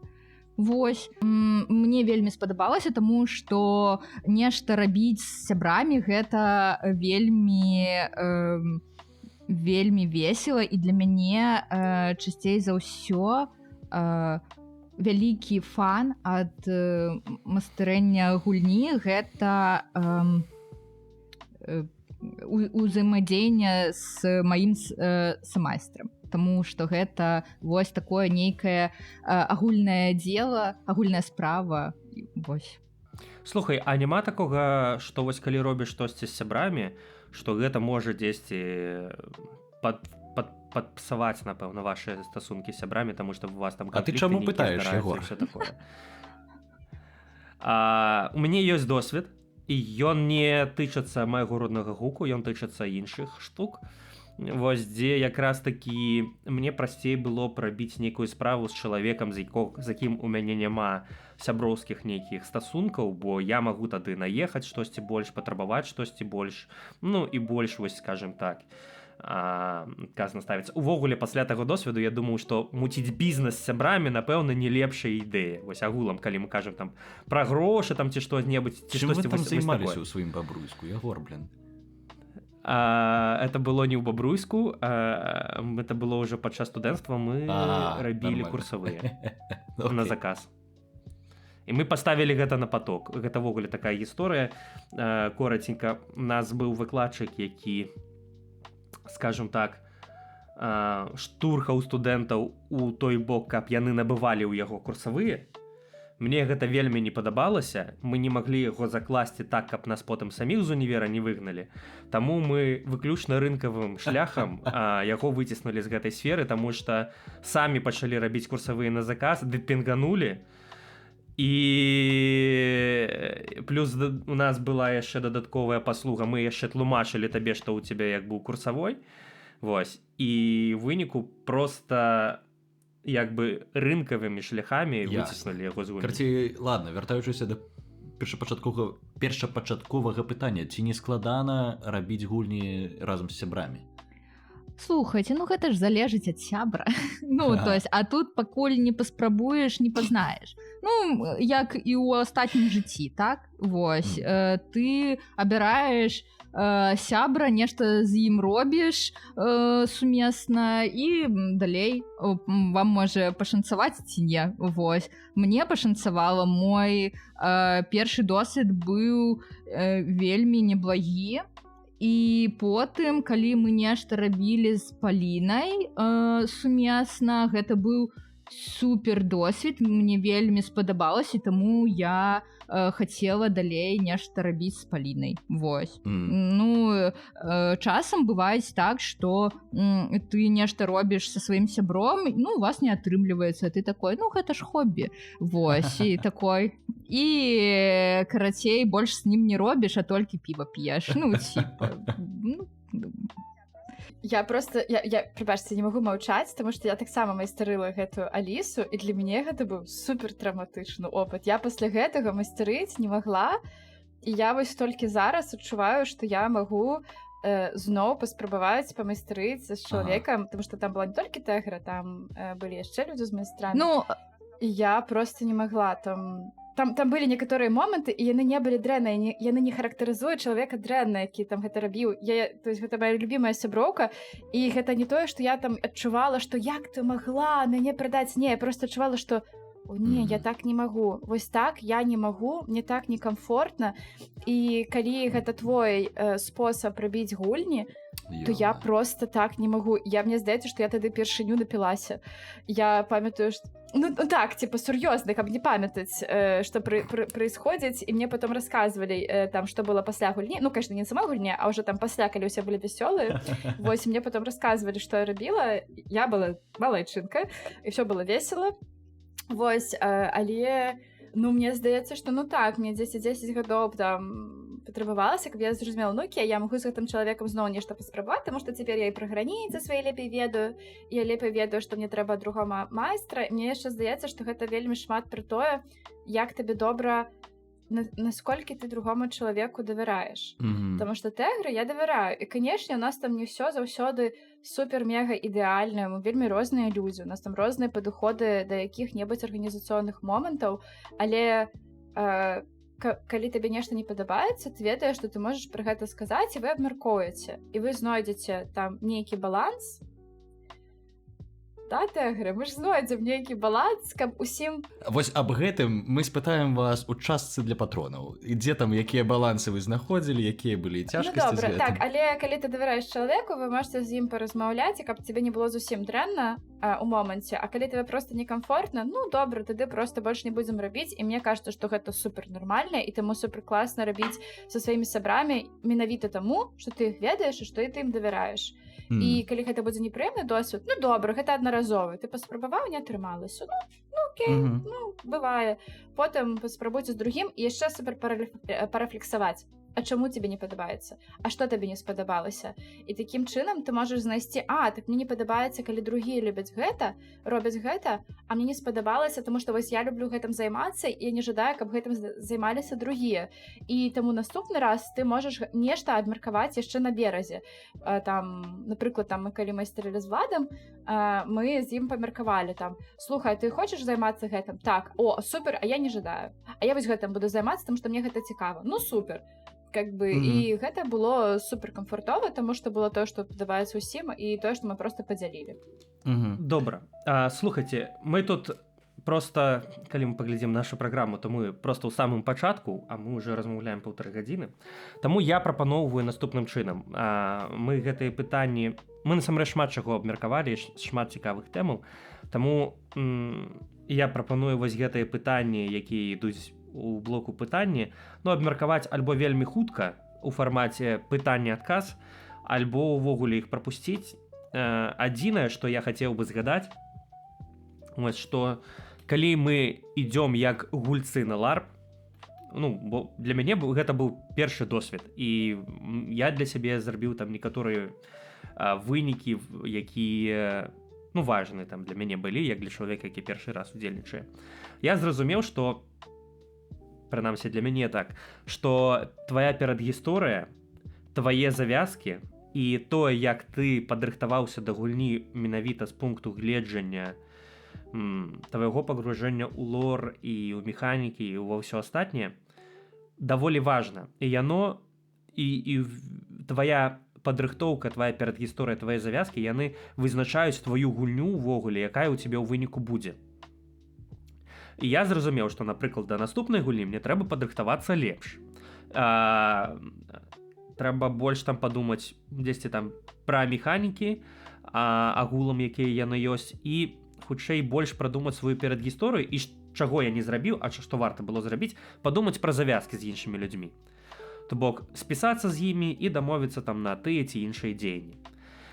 А вось, коротка, у вашай практыцы наколькі рэальна ўсё ж было на каленцы штосьці накідаць, прыйсці амаль непадрыхтаваным і кайфануць рэальна ад гульні? Вось такое ўвогуле магчыма, ці вось гэта проста мой такі досвед? Зараз я адкажу, Паліна мяне можа выправіць потым. Але мой досвед такі. Вось вы можете паглядзець. Вот есть я, і вось есть Паліна. І мне здаецца, што карацей для Паліны абсалютна нармалёва прыйсці и такие, так, ну я зараз разберуся, вот здесь я познакомлюсь, здесь я вырашу по-быстрому, у процессе карацей усё будзе. І ёй, ну, збольшага абсалютна нармалёва вось так, ну, быць у гэтай імправізацыі. А вось для мяне не.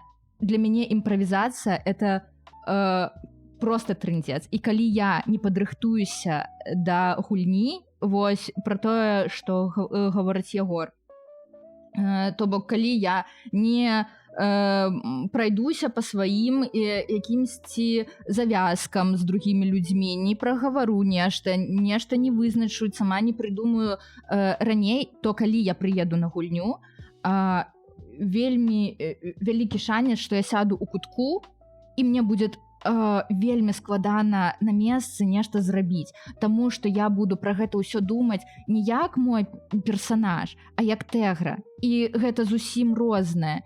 І не адразу можна вырашыць, што рабіць, а як правільна. І я вельмі у гэтым разгублена. Вось. І для мяне гэта вельмі важна. Вось мне трэба рыхтавацца. Прям супер. Вось. Но я ведаю, што гэта абсалютна не абавязкова для іншых людзей, якія, як Паліна, мне здаецца. Вось. Да, я могу прийти на гулю, дайте, расскажите мне, что там трэба рабіць. Можете нічога не расказваць, я там адразу придумаю. І мне здаецца, што калі табе комфортна, то дапісваць гісторыю на месцы вельмі класна. Таму што калі ты нешта не прыдумаў раней, то ты можаш гэта прыдумаць зараз так, як будзе лепей да гульні. Ну, або не для гульні, там, а для якога-небудзь моманта. Класна там зрабіць некаторыя, там, не ведаю, абавязковыя правілы, на якія, ну, там, твайго персанажа, на якія можна апірацца. Там, я ніколі не убіваю, я заўсёды вельмі чэсна. Ну, тут ёсць такія, там, 2-3 рысы. Ты ўсё, ты пайшоў там, как бы, як уже там далей пойдзе і будзе добра. Пра завязкі, тут мне лічыцца, што гэта, ну, хутчэй саломка, таму што мне здаецца, завязкі сапраўды працуюць, ну, там, можа, у 30% выпадкаў для мяне і для людзей, якіх я бачу. Там я магу ім напісаць, як майстар, так? Вось вы цяпер там сябры. І вось есть такія галоўныя, вось на гэтым, ну, строіцца ваша гульня. А могуць быць такія дадатковыя. Ну, вось гэтым мы вырабілі то, сё там. А калі на самой гульне вам ёсць чым заняцца, то вам гэта, ну, дадатковыя і не патрэбныя. А я ведаю, што асабліва ў пачатку, калі там ты нешта запланаваў і патраціў на гэта час і сілы, а яно, ну, не прыгадзілася, то яно, ну, не было выпадку или ну попросту зрабілася не так як ты жадаў, то потом можа быць расчараванне. Я ж так шмат чаго зрабіў, а нічога не атрымалася. І мне здаецца, што калі там ты гуляеш шмат, то ты гэта просто згадаешся з гэтым, ну так, здарылася і ўсё. А бываюць разы, калі асабліва пачатку, то тобі кажется, што гэта несправядліва і гэта, думаеш, а можа праблема са мной? Можа я нешта там зрабіў няправільна і гэта вельмі дэматывуе. Вось, і таму я, напрыклад, як майстар, я вельмі хвалююся, калі ігракі робяць зашмат, таму што калі гэта будзе дрэнна, то мне будзе ад гэтага сумна, што яны прыгатаваліся, я там не дапамагла ім, каб гэта згуляла. Але так, я люблю імправізацыю толькі калі не каманды. Калі едзем камандай, то я люблю, каб каманда была падрыхтавана, таму што павінна быць нешта, што робіць каманду камандай, а не такой зборнікам індывідуальнікоў. Вось. Вось гэта нешта павінна быць. Вось я яшчэ скажу пра гэта. Пра падрыхтоўку. Вось. Мне, напрыклад, абсалютна нармалёва. Я, наоборот, гэту саломку рассцілю, і калі ў мяне ёсць час, я прыгатую шмат усяго, каб гэта быў такі, ведаеце, бэклог, з якога у час, калі я разгублена, я магу нешта ўзяць і нешта падзелаць. І калі гэта не сыграе, гэта абсалютна нармалёва. Крута, гэта значыць, што гульня вельмі цікавая, вось, і яна насычаная, і можна там рабіць усякае, і ты сыграў, і в этом цікавасць такая, таму што ты жывеш у гэтым у свеце, да, то есть які сам дыктуе тебе, што рабіць. Гэта весела. Но вось падрыхтоўка, яна для маей гэта пачуцця бяспекі вельмі важна. Вось. Я лічу, што неяк так. І падрыхтоўка таксама дапамагае мне імправізаваць, напрыклад. Таму што калі я ведаю увесь лор, бэк, з усімі паразмаўляла, то ў мяне ёсць нейкая база, і на яе апіраючыся я магу нешта прыдумваць новае для гульні і для света вакол.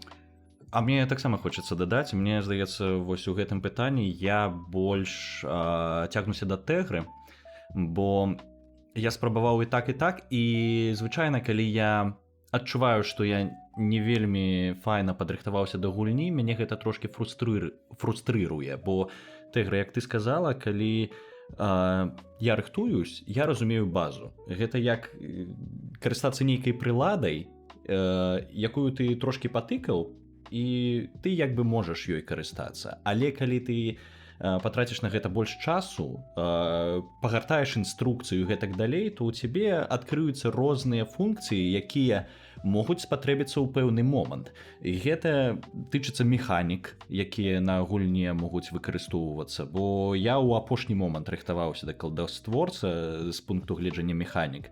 І ведаць аб гэтым, гэта супер. І штосьці з гэтага можа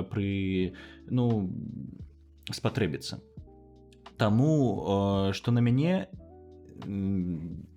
прасцей падрыхтавацца загадзя. А для мяне гэта складана, бо я чалавек, які не хутка думае, таму вось пачаць загадзя, штосьці пачытаць і потым пакінуць гэта ў пасіўным рэжыме, каб гэта там пераварвалася, і ў пэўны момант мне прыйдзе штосьці, а я хачу зрабіць маскі, напрыклад. Вось трэба заказаць маскі і гэтак далей. Імправізацыя у мяне часам здараецца, гэта прыкольна, але мне, вось як і табе, тэгра, прасцей імправізаваць, калі я ведаю базу. Я просто хацеў падкрэсліць, што у Валіка была вельмі цікавая гісторыя і ўвогуле лінія падчас ігры нашай у калдастворцы. І мне здаецца, што калі б Валік загадзя не падрыхтаваўся да ўсяго гэтага, калі б ён не прадумаў перадгісторыю, і самае галоўнае, калі б ён не спісаўся і не дамовіўся пра гэту перадгісторыю са сваім сябрам, по-моему, Лазар гэта быў, так? Гульнявое імя. Вось, то атрымалася б не так цікава.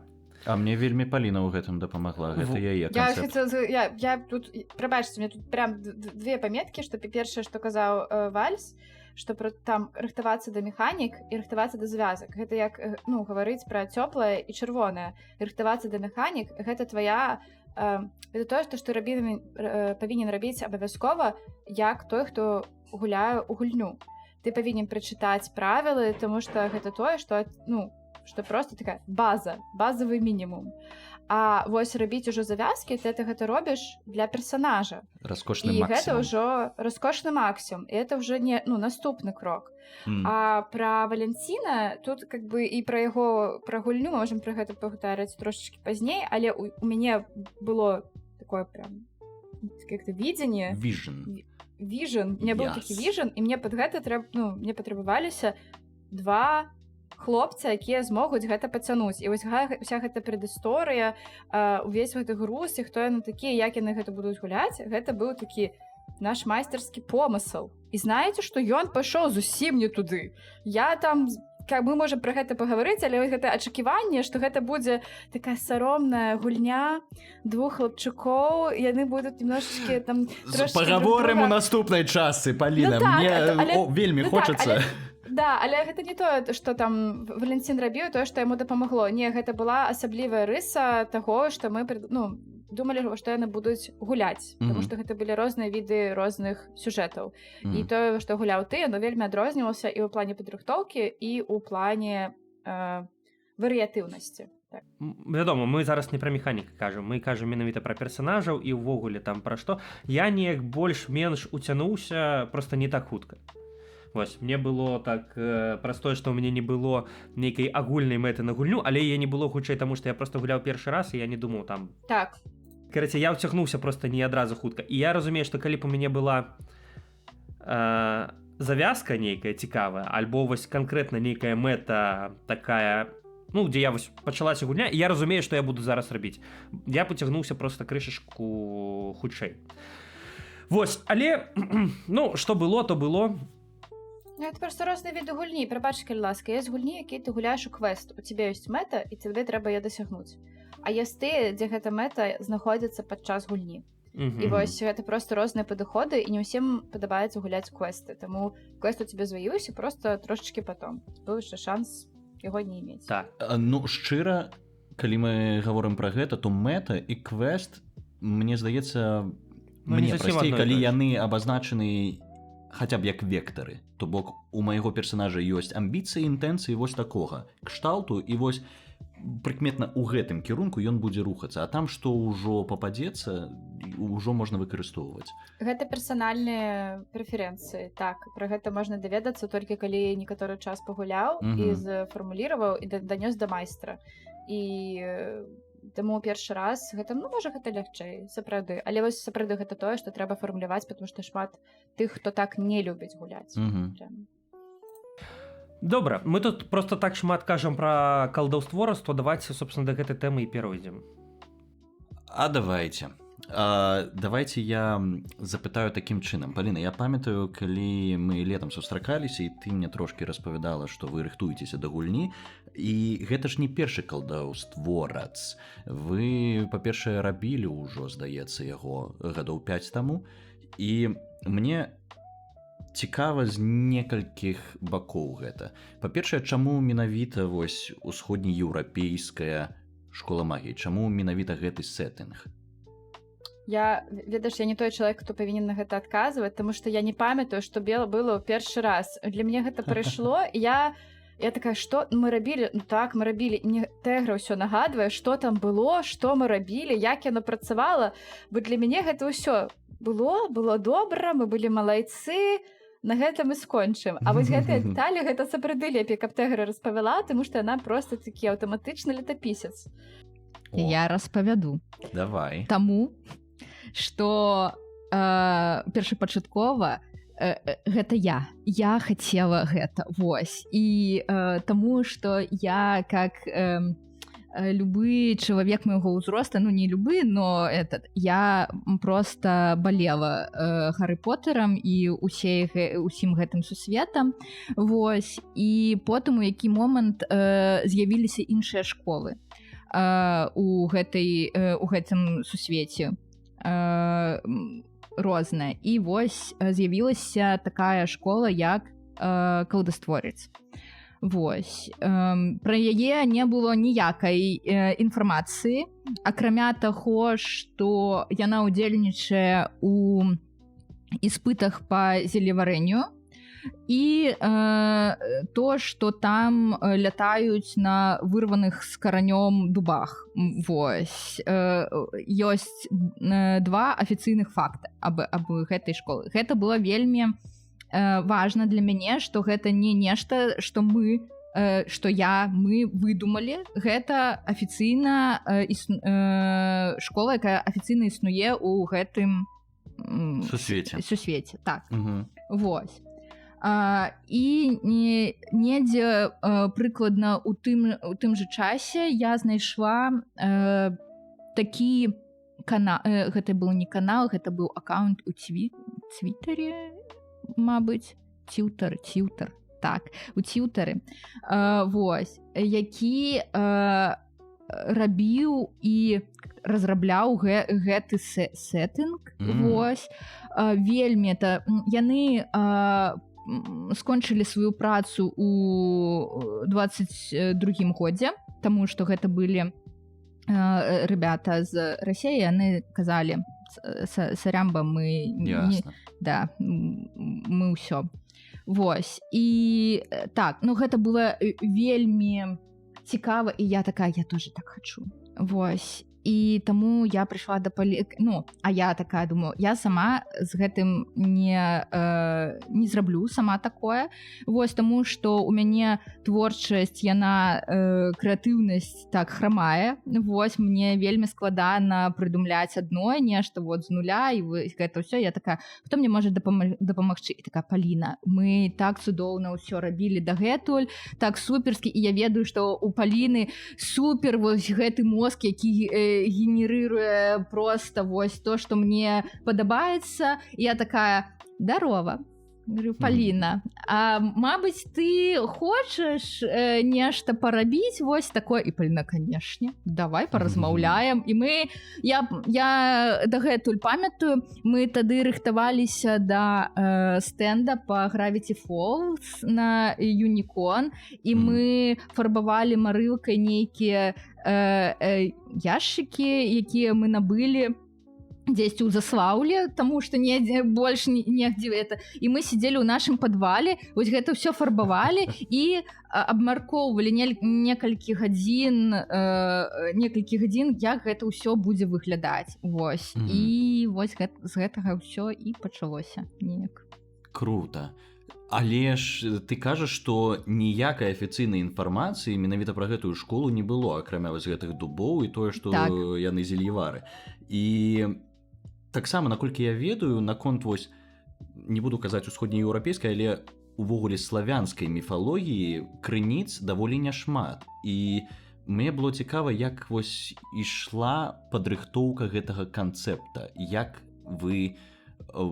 што вы шукалі, як вы рыхтаваліся, і да таго моманту, як у вас сфарміраваўся канчатковы канцэпт. Паліна, хочаш нешта сказаць на гэты конт? Ну так, я прачытала, просто я вельмі люблю ўсю міфалогію, і яшчэ ў 20-м году я прачытала Пропа, таму што ён так навукова, ён такі выкладач, і яго вельмі вялікі досвед не ў тым, як міфалогія працуе, а ў тым, як яна была створана, якая яе гісторыя, чым яна была так створана, чым яна была так, як яна зрастала, і гэта былі такія навуковыя творы. А потым я просто там прачытала якусь там дысертацыю, не памятаю каго там, пра шаманаў некаторых рэгіёнаў Расіі, пра Саха, а потым яшчэ нешта. Ну, і гэта давала інспірацыю, але потым мы з Тэграй абмяркоўвалі, што з гэтага цянуць і навошта, і чым наша школа адрозніваецца ад Хогвартса і чаму. І вось гэта стала першым крокам да фармулявання афіцыйнага лора, таму што мы не жадалі, каб людзі прыйшлі і гулялі ў Хогвартс, просто, ну, па-другому называлі свае касты. І нам жадалася даць адсутнасць такога лора гэта вельмі класна, таму што ты можаш гэта прыдумаць, але гэта вельмі цяжка, таму што калі ты пачынаеш, ты разумееш, як шмат трэба прыдумаць. І канешне, мне было вельмі важна прыдумаць сістэму пенсіі. Вось яна ў нас ёсць. Гэта вельмі Гэта вельмі так. важна, здаецца. Толькі я тут дадам, што насамрэч гэта ўсё было не так. Вось. Усё забылі, што Я казала уверена, Пол. што я нічога не памятаю. Гэта тое, як я адчуваю. Але літэгра летапісец, я б ёй верыла. Мне гэта так маіх Там просто ёсць пытаннішка ў самым нізе уже потым про то, аб чым мы спрачаліся. Так вось, про вот эти вот заклёны і механікі.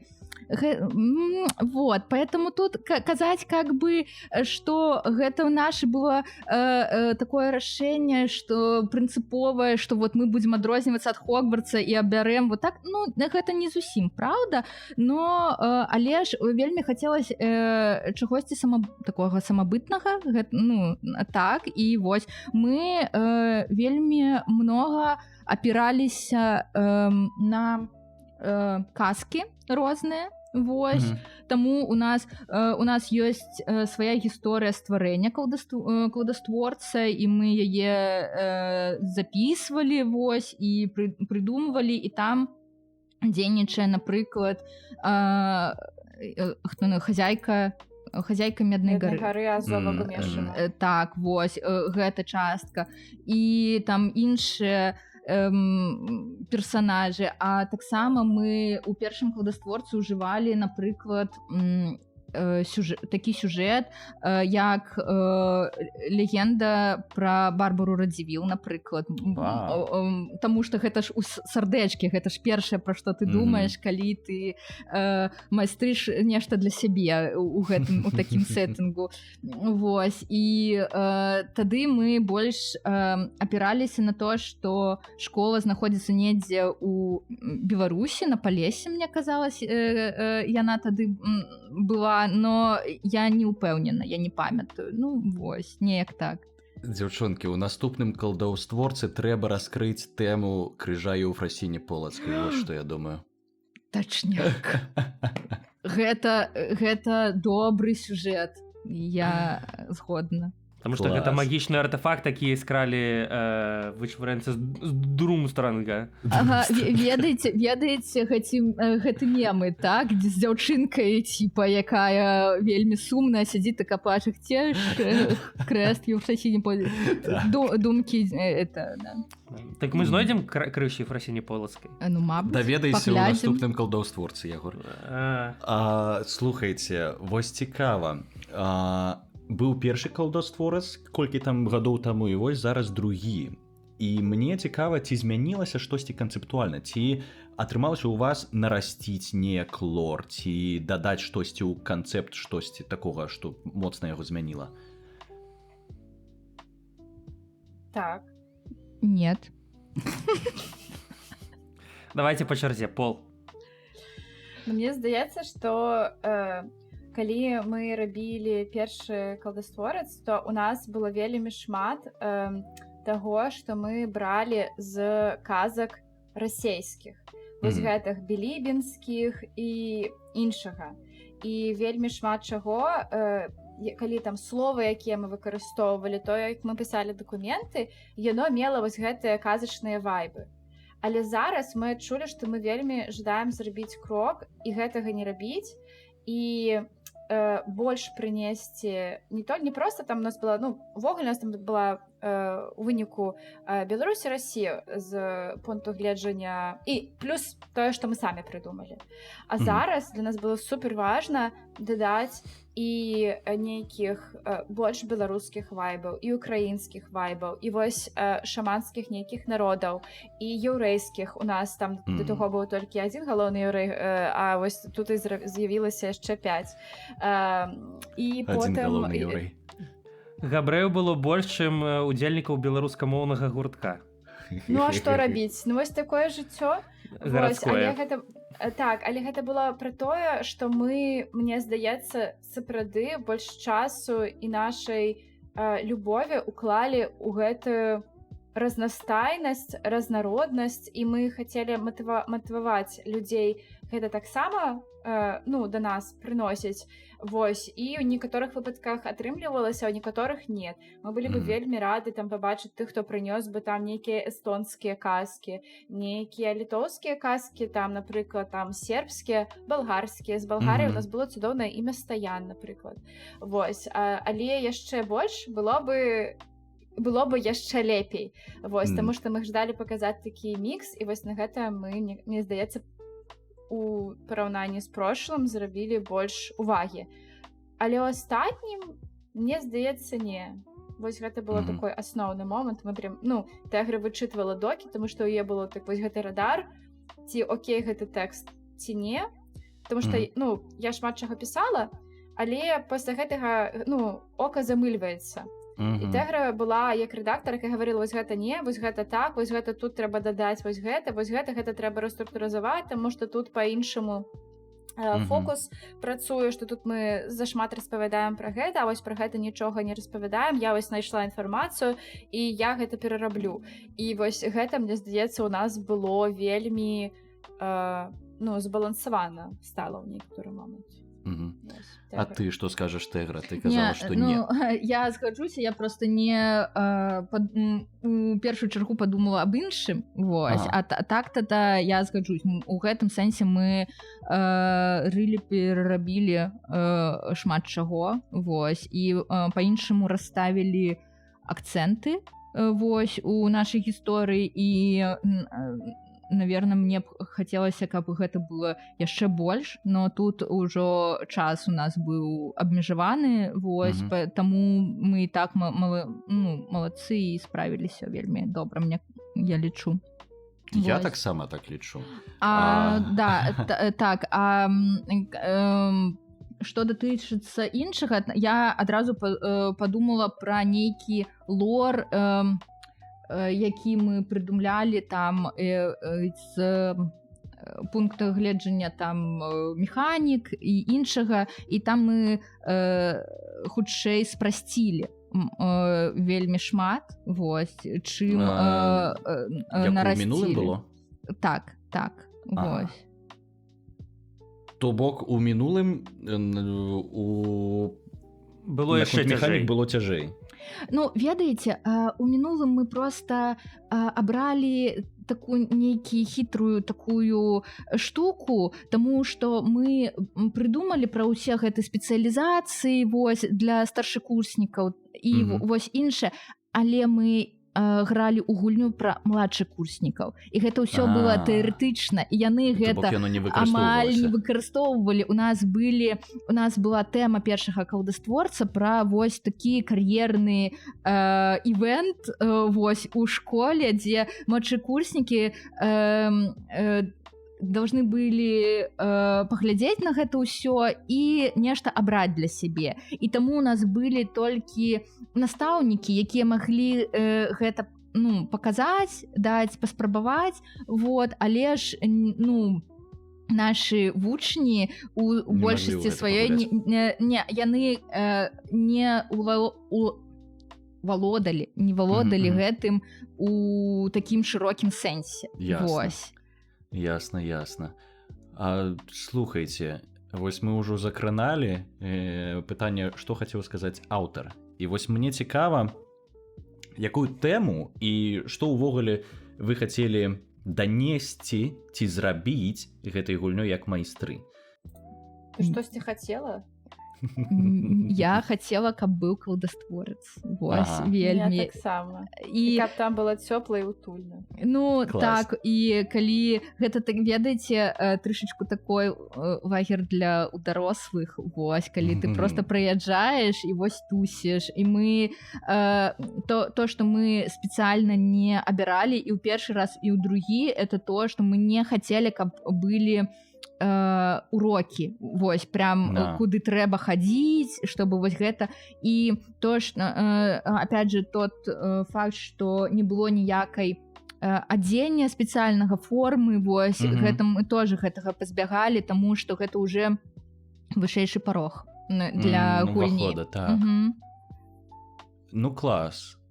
Я ўвогуле просто спачатку просто хацела замак вайнамаваць, і мне трэба былі людзі, але они чамусьці не нясуць мне грошы просто каб я вайнамавала замак, і для гэтага можна яшчэ і гульню зрабіць, а калі рабіць, то тады канешне колдастворец. Але для мне было супер важна, што гульня, тому што я не ведала, як мы зробім, ці будзе там час, ці ўсё атрымаецца. І гэта быў не жарт, што калі што, гэта дарослыя людзі просто прыедуць у прыгожае месца, у замак, там паядуць смачнай ежы і пабачыць другіх добрых людзей. І калі што, гэта просто будзе добры нетворкінг за смачнай ежай, за добрыя грошы. А калі яны яшчэ гульню пагуляюць, ну гэта будзе зусім экстра. Вось у мяне гэта... прыкладна такі план на гульню і быў. Во-во. Пагуляць, Ну, пакушаць, панетворкацца. Ну, а мог падрыхтавацца. Нетворкінг быў круты, дарэчы. Так, я сустрэў там людзей, якіх абсалютна не чакаў сустрэць. Можа быць, на частцы для патронаў я раскажу, Валік, напэўна, зразумеў, пра каго я кажу. Зразумеў. Мой родны падкаст. Мой родны падкаст. Тады давайте вяртацца крышачку да нашага падкаста і зробім невялічкае такое лірычнае адступленне і згадаем, пра што мы тут увогуле размаўляем. Мы тут размаўляем пра LARP, гэта Live Action Role Playing Games. Гэта гульні жывога дзеяння. Яны чымсьці падобныя на гульні, якія вы граеце ў дзяцінстве, калі думаеце, што вы там рыцар, зараз пойдзеце біцца, але там ёсць пэўныя правілы і абмежаванні для таго, напрыклад, каб вы там моцна адзін аднаго не пабілі, альбо каб вам было цікава, альбо каб вы рэалізавалі там тую ці іншую штуку і каб не было там нейкага імбаланса, так, пра які мы, можа, уже, напэўна, размаўляць не будзем, таму што гэта такая тэма вельмі вузкая. І зараз мы размаўляем пра гісторыю, якую прыдумалі дзяўчаты нашыя. Калдаўстворец. Гэта такі гэта ўсходняя еўрапейская школа магіі. Вось ёсць Хогвартс, ён у Брытаніі. Ёсць Друмстранг, так, ён дзесьці ў Балгарыі, здаецца, так? Вось, а у нас тыпу такі, а калдастворец ён дзе, пад Гданьскам? Гэтым разам так. Так. Гэта, карацей, магічнае месца, якое хер патрапіш, і яно фізічна ці там, вось гэтым разам наша платформа 9,3 была у Гданьску. Ну так. Не, дзякуй, што... Не. У нас ёсць пра гэта статья, і гэта тое, што мы прыдумалі, што падчас што школа можа перамяшчацца. Што яна, гэта было, мне здаецца, так мы інспіраваліся збушкай на кур'ях лапках, якая можа там бегаць і кудысьці там ісці, і школа таксама можа змяняць свае тэрыторыі. Таму што вучні, якіх яна збірае, яны могуць быць у вельмі у розных вельмі розных местах, і таму калі яна прыходзіць, яна як бы так прыглашае паглядзець што і як, таму што вельмі шмат вучняў патэнцыяльных, яны жывуць і вывучаюцца разам з сям'ёй. А яшчэ таму што падчас некаторай вялікай небяспекі яна гэта можа зрабіць як інстынктыўна, як нейкі метад абароны, так. Як нейкі метад абароны. І толькі пасля другой сусветнай вайны, пра якую мы таксама напісалі тэксты, вось, то настаўнікі школы зразумелі, што і як трэба рабіць, каб яна перамяшчалася па жаданню, а не як абаронная частка. Вось, у нас ёсць на сайце пра гэта статья. Але, можа, я не памятаю, для чаго мы гэта...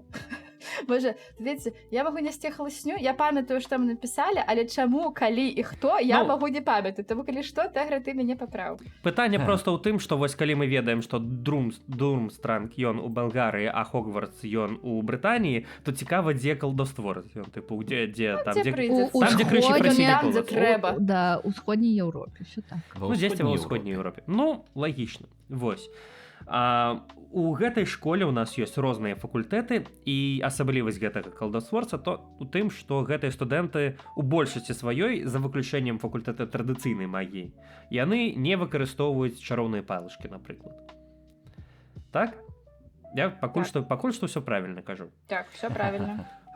Окей, ну собственно мы размаўлялі дагэтуль про тое як вы гэта рабілі там все такое і давайте пачнём з Про такого сам канцэпт. не про сам канцэпт, давайте паразмаўляем вось якраз таки цяпер про апошнюю гульню больш.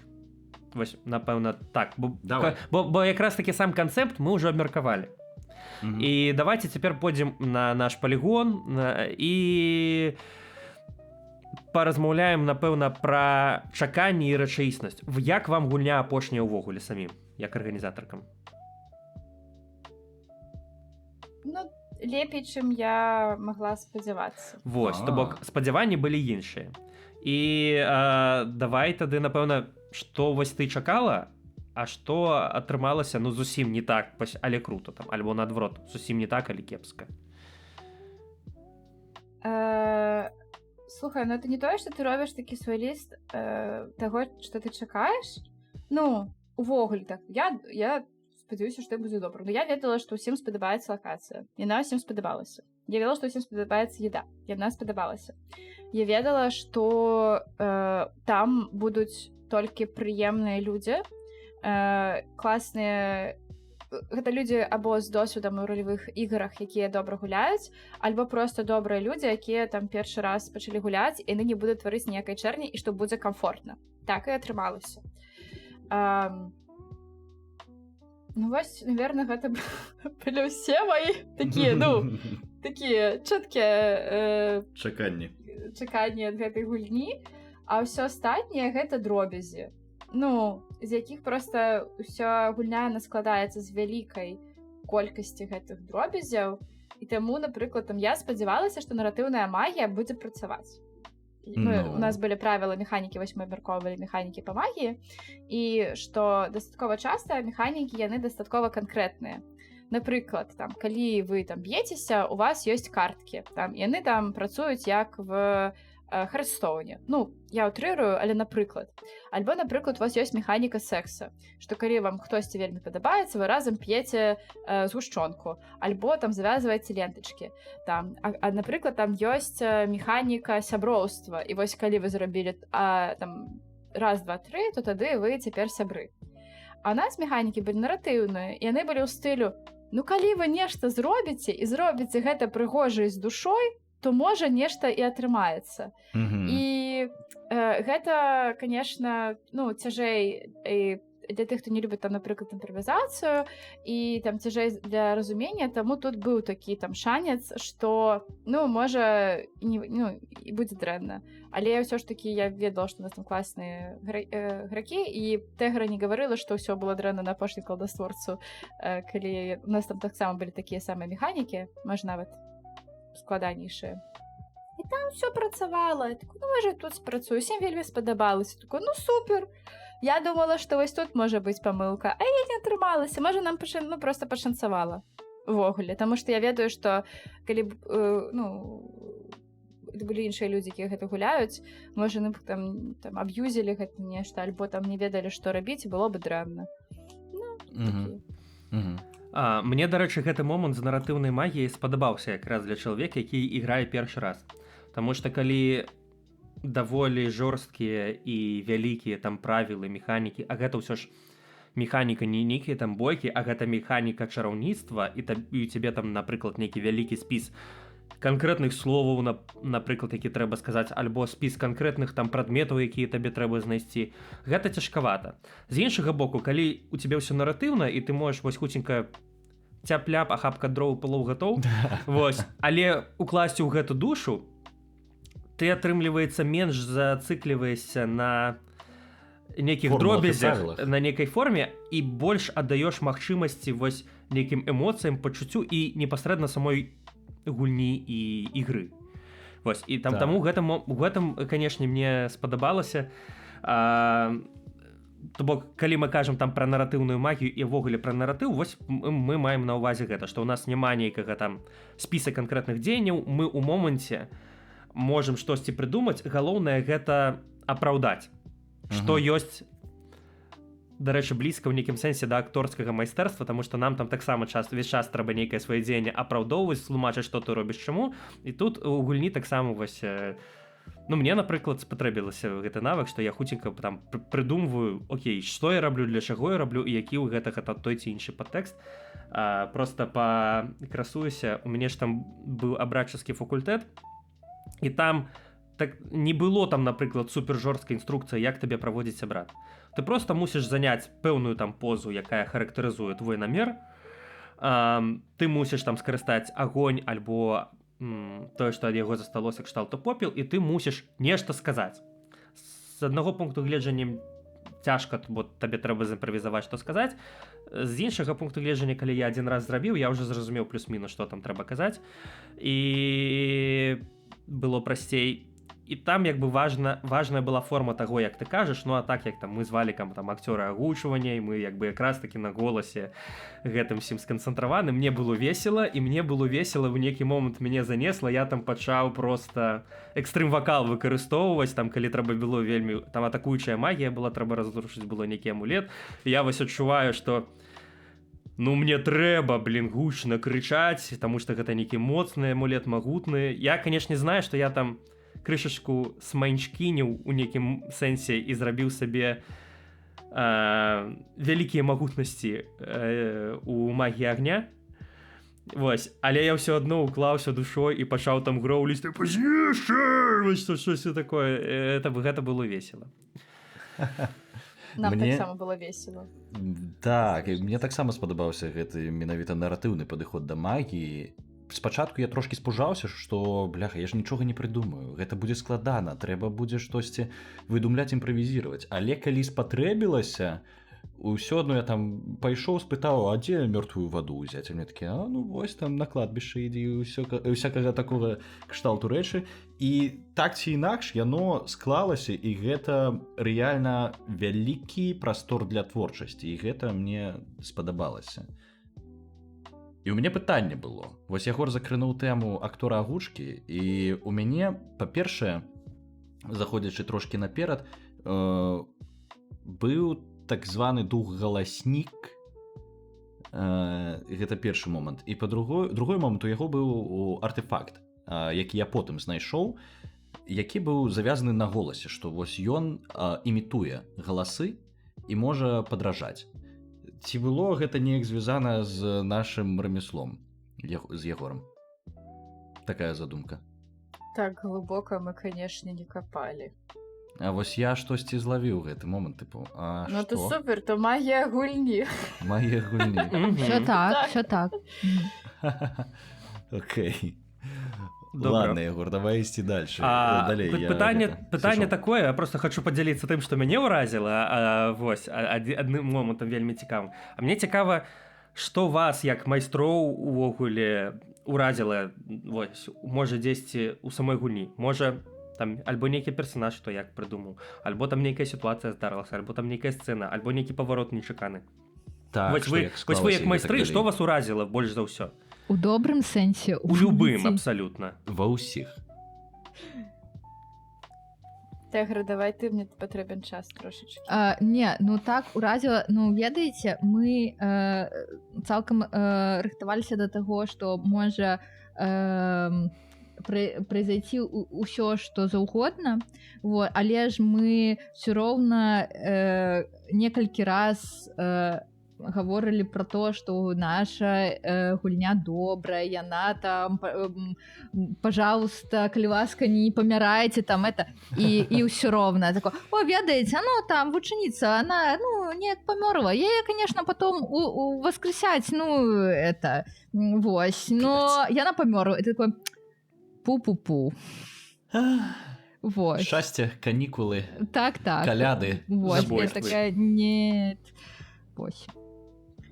Мяне ўразіла, што ні адзін з тых сюжэтаў, якія мы планавалі, не пайшоў так, як я думала, яны могуць пайсці. Мне здаецца, ні адзін. Як ты ставішся да гэтага? Ці Не, супер. Калі людзям гэтага прыемна, то я ад гэтага кайфую. Мне вельмі падабаецца, што значыць, што яно жыве. Значыць, ты ўсё зрабіў добра, што не дадаў дадатковых рэльсаў.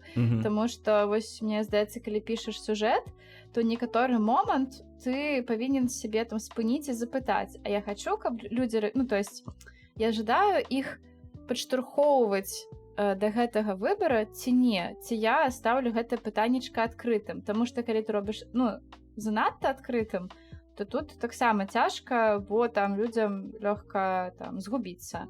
А калі там недастаткова адкрытым, то гэта называецца рэльсы, і ты гаворыш, ну вось ты павінен быў прыйти да гэтай думкі і вось зрабіць такое рашэнне. І гэта добра, калі ты можаш гэта так замаскіраваць, што чалавек пра гэта не дагадаецца. О, гэта было маё рашэнне, так, тваё, супер, добра. Але мне здаецца, што гэта невероятны які-то ўзровень майстэрства, і ты павінен так добра ведаць і чалавека, які там гуляе, і ўсё, каб гэта было так інстынктыўна. Мне здавалася, што я так не магу зрабіць амаль ні з кім. Вось. І калі вось мы абмяркоўвалі сюжэты, то я прыходзіла да Тэгры і гаварыла, я не ведаю, што тут рабіць. Она такая, так нічога, все добра. Хай яны там... Але ўсё, што няхай самі разбяруцца. Да, ну ў галаве ж ты перакручваеш. Ну, проста каб не было, што нешта няма мажлівасці выканаць. Таму што калі там чалавек здойдзе сцяну і такі, ну, таксама непрыемна. Такі, ну, тут ён так зробіць, калі што. Тут, калі што, так. Ну, калі ця запытаюць, каб ты мог адказаць. Але так, нічога не пайшло так, як я думала, можа пайсці. Ведаеце, гэта вельмі шырокае і цікавае пытанне, пра яго можна размаўляць вельмі доўга, і да яго, собственно, вось у нас было пытанне, якое мы не абмеркавалі, но тым не менш, пра мы больш рэжысёры ці садоўнікі. Вось. Так. Вот. І гэта прынцыпова два розных стылю майстэрні ігры, ну, то есть гэты рэльсы, яны тоже могуць існаваць, то есть калі майстар жадае, каб гульцы пражылі нейкі экспірыенс, вот канкрэтны.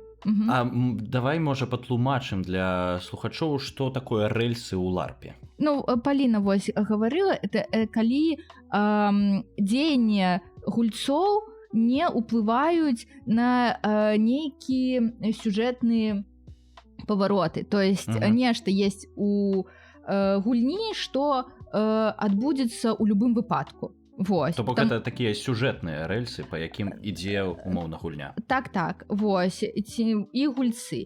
І гэта ёсць такой стыль у распрацоўцы ігр, вось, но ні мне, ні Паліне ён не падабаецца. Вось. І мы у данным выпадку мы больш садоўнікі, таму што мы робім нейкія умовы, вот, робім нейкія сюжэты нейкіх персанажай, а потым іх адпраўляем у гэты сусвет і глядзім, што з гэтага атрымаецца. Ну, плывіце сасіскі. І гэта ж вельмі цікава, і мне гэта вельмі падабаецца, таму што гэта як жыццё. Ну, ты ж ніколі не ведаеш, вось. Ну, гэта вось наш такі інтарэс у распрацоўцы ігр, да? То есть як майстроў. Вось. Но калі ты хочаш нешта там вот сказаць, паказаць, мабыць, там, не знаю, хочаш падняць тэму, не знаю, якой-нибудь несправядлівасці жыцця или яшчэ чаго-небудзь, то тады ты як майстар можаш рабіць апределённы сюжэт, вось, у якім ты як бы заставляеш гульца пражыць то, што ты хочаш. Вось. Так. І калі ты хорошы майстар, то ты робіш так, каб гэта было больш-менш натуральна, і ўсе дзеянні персанажа і его матывацыя першапачаткова яна вяла да гэтага. А калі, ну, что-то получается, ну, неяк абы как, то тады твои гульцы делают усё, што захацяць, а потым ты им говоришь: а у вас все роўна нічога не выйшла, потому что будзе так, як я казаў. Ну і тады гэта для гульца можа быць фрустрацыя вельмі вельмікая. Вось я з такім сутыкнуўся на Хогвартсе, бо сюжэт ішоў такім чынам, што вось майго персанажа я граў маладога Сіруса Блэка, і яго бацька скарыстаў на ім імперыя, і ён збіраўся яго прывесці да цёмнага лорда, каб забіць яго перад ім. То бок гэта была такая жертва дзеля цёмнага лорду. І вось майстра сказала тыпу не, Сірыус будзе жыць. І ўсё, адкатвае назад, усё. Але гэта было цікава, гэта было жорстка, і трошкі яно фрустрыравала, што яно не пайшло такім чынам. То бок я максімальна адчуў гэтыя рэльсы і гэты майстэрскі прызвол. Але ну як ёсць. У нас быў трошачкі майстэрскі прызвол, прыпасці на гэтай гульні. У нас быў антаганіст, злодзей. Там была злодзейка, якая там планавала згубіць усё жывое. Так. Ну такая, была яна ў нас. Але гульня, яна пра дабро. І таму мы адразу яе запыталі у іграка: ці окей табе, што калі што, мы майстэрскім прызволам ІО, альбо там кімсь яшчэ, калі нешта пойдзе не па плану, і у тебе атрымаецца выйграць гульню і там всіх заморозіць, што мы тебе остановім. Мы там прыдумаем што-небудзь, але ты не зможаш выйграць. Она такая: так, без праблем. Мне будзе важнейшы працэс. І для нас гэта было важна, як для майстроў, каб вось не было ніколі дурной канцоўкі. І калі нехта паспрабаваў бы зрабіць нешта там кагосьці забіць, то тады майстры прыйшлі і сказалі: не, вас не атрымліваецца. І мне здаецца, што гэта таму, што у тебя есть некаторыя вайбы, напрыклад, спачатку ігры, дзе ты гаворыш, што там гульня пра дабро, там гульня пра дзяцей. І калі ты робіш нешта там вельмі дзіўнае, то ты уже гуляеш не ў нашу ігру, а нейкую іншую. І тады майстэрскі прызвол — гэта тот такі метад вярнуць цябе да таго месца, якое мы стварылі, а не да такое, куды ты ўсіх цягнеш. А калі вы ўсё яшчэ знаходзіцеся ў кантэксце гульні, і просто там, напрыклад, соркі, нам там гэты персанаж патрэбен у наступнай сцэне, то мы яго нельга ўбіваць, тады мне здаецца, што ўсё яшчэ ёсць наратыўная магчымасць сказаць, што гэта там было немажліва. Напрыклад, на ім быў нейкі неверагодны магічны заклён, які там у час невялікай бяспекі яго там пераносіў да бяспечнага месца, ён пра гэта не ведаў, але вось такое было, таму што ім было бы добра пра гэта паразмаўляць з тым, хто грае, што вось нам трэба, каб з тваім персанажам такое вось не здарылася. І каб гэта была такая адпавядальнасць усіх.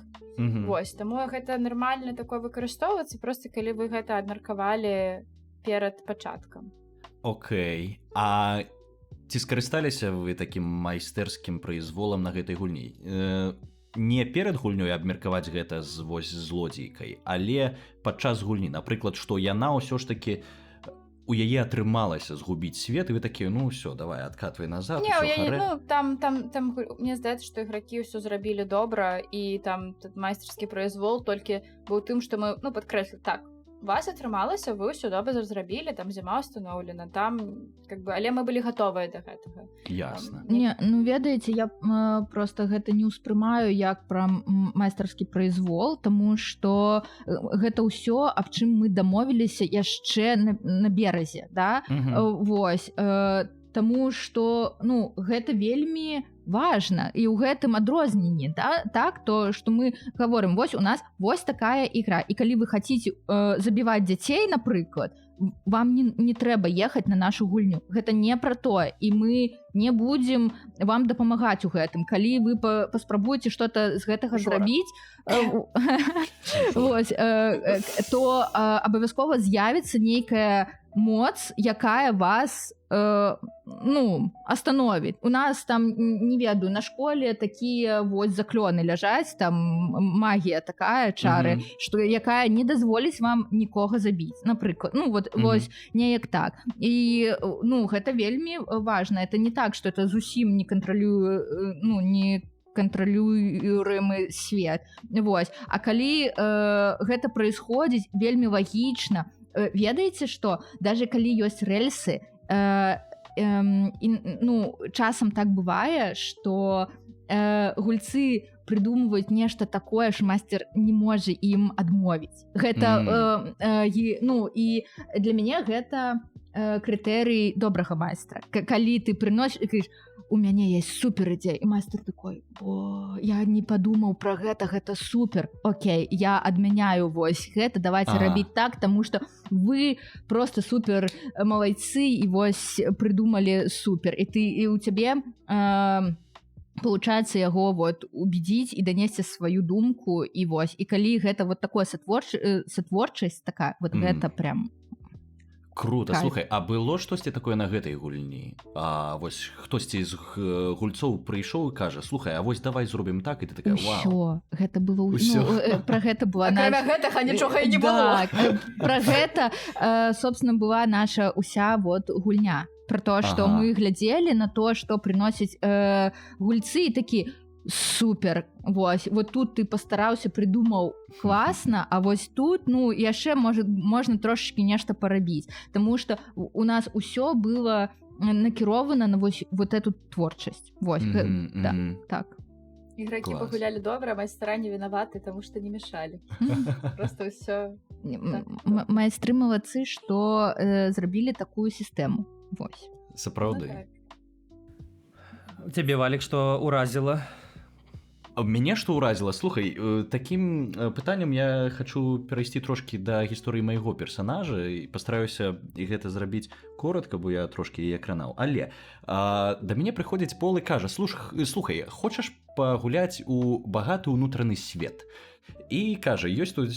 Я паглядзела анімэ, называецца «Лета, калі Хікару помер», я табе яшчэ скідваў. І вось там замес у тым, што ёсць два сябры, і ў цела аднаго з іх ён памёр, і ў цела пасяліўся дух. І вось гэта быў галоўны замес. Я вырашыў паглядзець гэтае анімэ. Мне потым патлумачылі, што яно трошкі гейскае, і... Это называется Сёнэнай. Сёнэнай, дзякуй за тлумачэнне. Ёсць на анібеле, можна паглядзець у субцітрах па-беларуску. Я ведаў пра гэта анімэ, я ведаў, што гэта Сёнэнай, і я думаў табе прапанаваць яго агучыць, просто мы былі ўсе так занятыя агучкамі, што як бы не да таго было.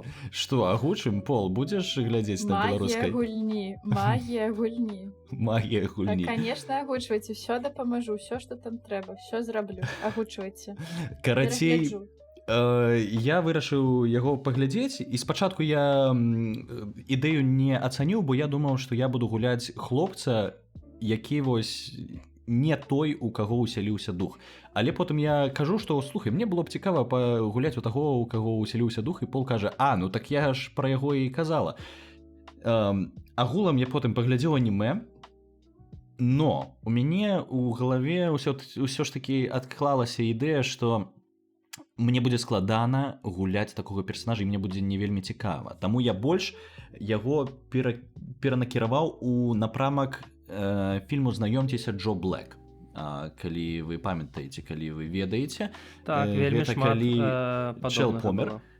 Так, калі Чел помер, Брэд Піт на хвілінку, і ў яго цела ўселілася смерць, і у смерці была пэўная мэта — забраць Чела, але перад тым, як яго забраць на той свет, пажыць жыццё, павучыцца жыць жыццё такім чынам, як ён жыве, бо ён жыве файна, і ён даволі мудры чэл.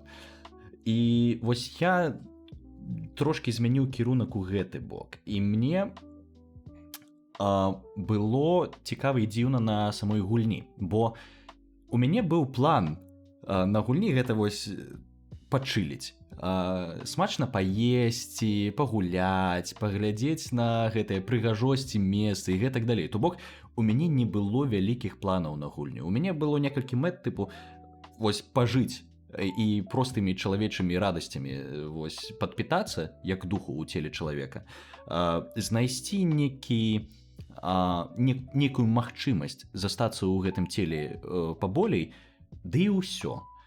Але мне здаецца так, што на першую вячэру я трошкі перажаў у вось гэтым сваім покер-фейсе, то бок я быў максімальна безэмацыянальны, бо потым раскажу, максімальна безэмацыянальны, але ва ўсіх загрузах мой персанаж Стаян быў як душа кампаніі, весельчак, чэл во. І потым усе глядзяць у свае загрузы, глядзяць на вось гэты покер-фейс і разумеюць, што штосьці не так. І вось тут завязалася гульня. І вось з гэтым сябрам лазарам, якога граў Жора, мы гулялі дзіўны дуэт, і замес быў по самому сюжэту такі, што два сябра файна вучацца, але распіздзяі, і яны вырашылі, прачыталі штосьці пра крыстражы і вырашылі зрабіць крыстражы, але яны этычныя, яны не хацелі нікога забіваць, таму яны вырашылі па чарзе забіць адзін аднаго і зрабіць з аднаго сабе крыстражы адзін аднаго. І мой персанаж вызваўся першым, яго лазар забіў, але быў гэтае абрадавае кола нарушана, і дух стаяна майго персанажа уляцеў у Навь, у той свет, а у яго цела засяліўся дух. І частка душы лазара засталася у целе стаяна, але ў стаяне быў дух. І вось з гэтага пачаўся вось увесь гэты замес. І я не чакаў вялікага рэзанансу гэтай гісторыі свайго персанажа на гульні.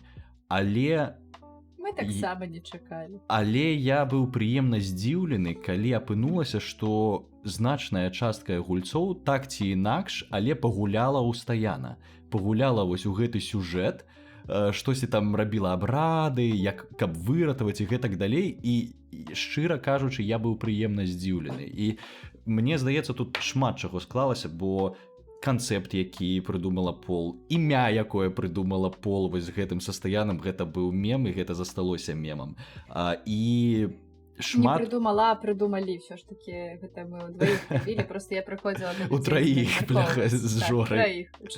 Не, што тэгра, яна просто не прыходзіла да ігракоў, але гэта ўсё мы з ёй абмяркоўвалі. І карацей, чаму стаян? Таму што мы калі абмяркоўвалі, сазваніваліся ў траіх з Пол, Жора кажа, вось майго персанажа будуць зваць Лазар. І Пол прапаноўвае яму фамілію Піперскі. І я думаю, гэта будзе ультрамем. Гэта не так, я прапаноўвала, таму што яны лянівыя хлопцы, такі, ой, а я не ведаю, а як мне знайсці імя, а што, а я говорю, ну калі вы не ведаеце, я зараз знайду. Вось, зараз знайду. І Пол знайшла фамілію Піперскі. І я думаю, гэта будзе ультрамем. Балгарская фамілія. А мне прапаноўвае імя Стаян. Я думаю, гэта будзе ультрамем. Лазар, Піперскі і Стаян. Але потым Жора змяніў фамілію, і мем ужо не атрымаўся. Я застаўся стаянам, але я адчуў, што мяне кінулі. Карацей, я быў прыемна здзіўлены тым, што мой сюжэт заіграў вось такім чынам. І гэта дакладна было не тое, на што разлічвала Пол, калі мне прапаноўвала гэты канцэпт, але... Я вельмі класна пайграў. Я быў максімальна ў энергазберагаючым рэжыме з гэтым покерфейсам. І гэта знайшло пэўны рэзананс сярод іншых гульцоў. Гэта было вельмі цікава і нечакана для мяне. Я як гулец раскажу пра тваю гісторыю са свайго боку. Я ввогуле здзіўлены, што вы не чакалі, што кожны захоча пагуляць у стаяна, таму што мне здавалася, гэта такая гісторыя. У нас у школе забілі вучня, і ў яго целе іншы дух. Як яго можна не выратаваць? Прабачце. Не трэба было пра гэта ведаць, ніхто пра гэта не ведаў. Вы думалі, што яны да дваіх будуць там кранаць друг друга. Не кажучы уже пра тое, што, мабыць, ты просто не ведаеш, колькі вучняў былі мёртвымі і з іншым духам унутры. Просто ты даведаўся пастаянна, а пра іншых не склалася. 10% вучняў былі пабраны якімсь іншым. Просто толькі пастаянна все даведаліся ў першыя 10 хвілін. Так, гэта адразу было вядома. Там младшакурсніца з майго факультэта, з майго факультатыва, мосякая Маша, прыходзіць такое, я даведалася там такое, там хлопцы размаўлялі пра расшчапленне душы, і яны робяць там крыстражы, і там робяць вось гэта чэл. Дарэчы, цікава, што яшчэ мяне ўразіла. Валік, аказваецца, набыў сабе лінзы і зрабіў сабе гетарахрамію вось гэтую.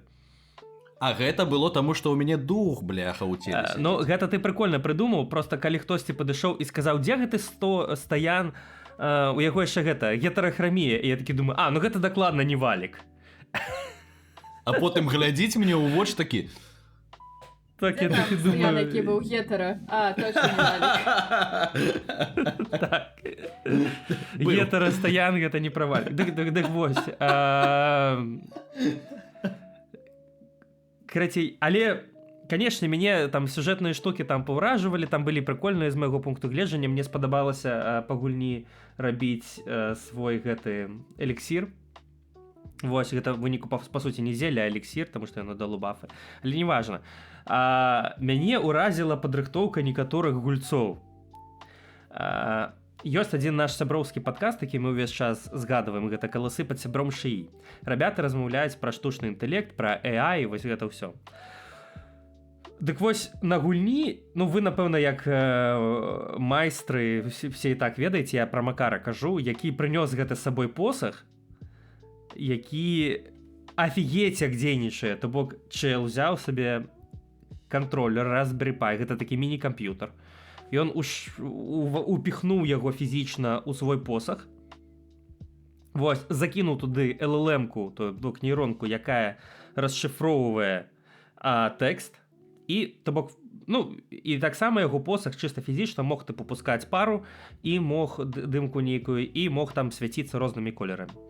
І вось ён, карацей, там націскае кнопачку ці не націскае кнопачку, пачынае казаць нейкі наратыўны заклён.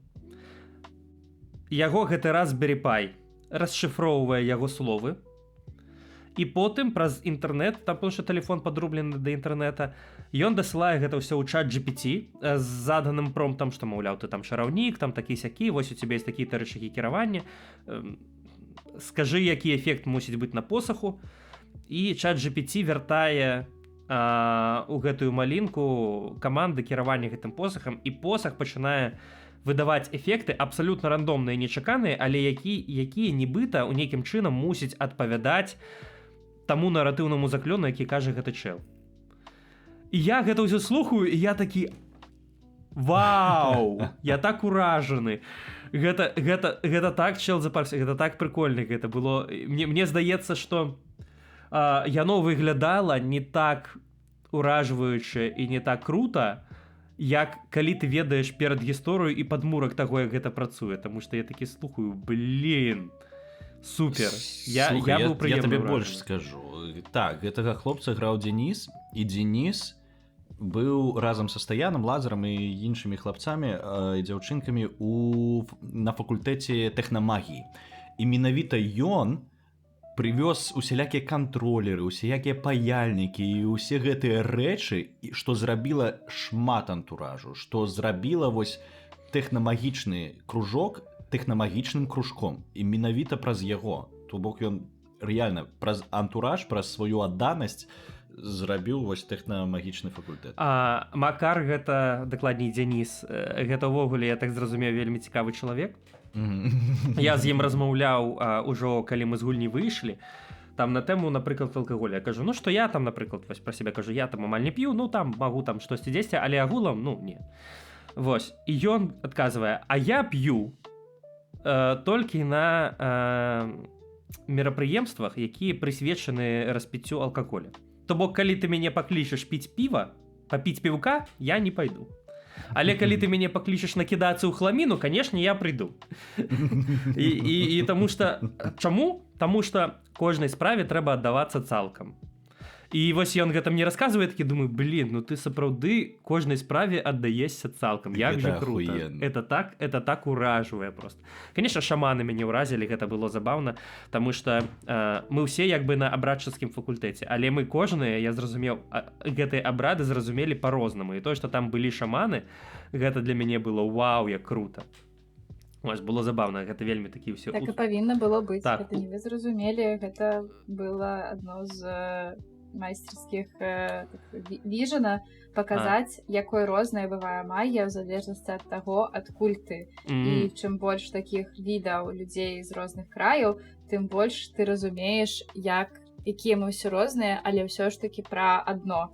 І таму мы вельмі хацелі, каб у гэтых відаў магіі было шмат. І вось быў беларускамоўны кружок, або шаманскі кружок там. Так. А быў бы яшчэ нейкі-небудзь, мы б яшчэ які-небудзь зрабілі, і каб потым яны ўсе паглядзелі, якія ўсе цудоўныя і не сканчаліся, а былі разам. Вось, дарэчы, таксама, Сосор, таксама трэба згадаць, што там ўсё ж у нас быў у гэтай гульні быў беларускамоўны гурток.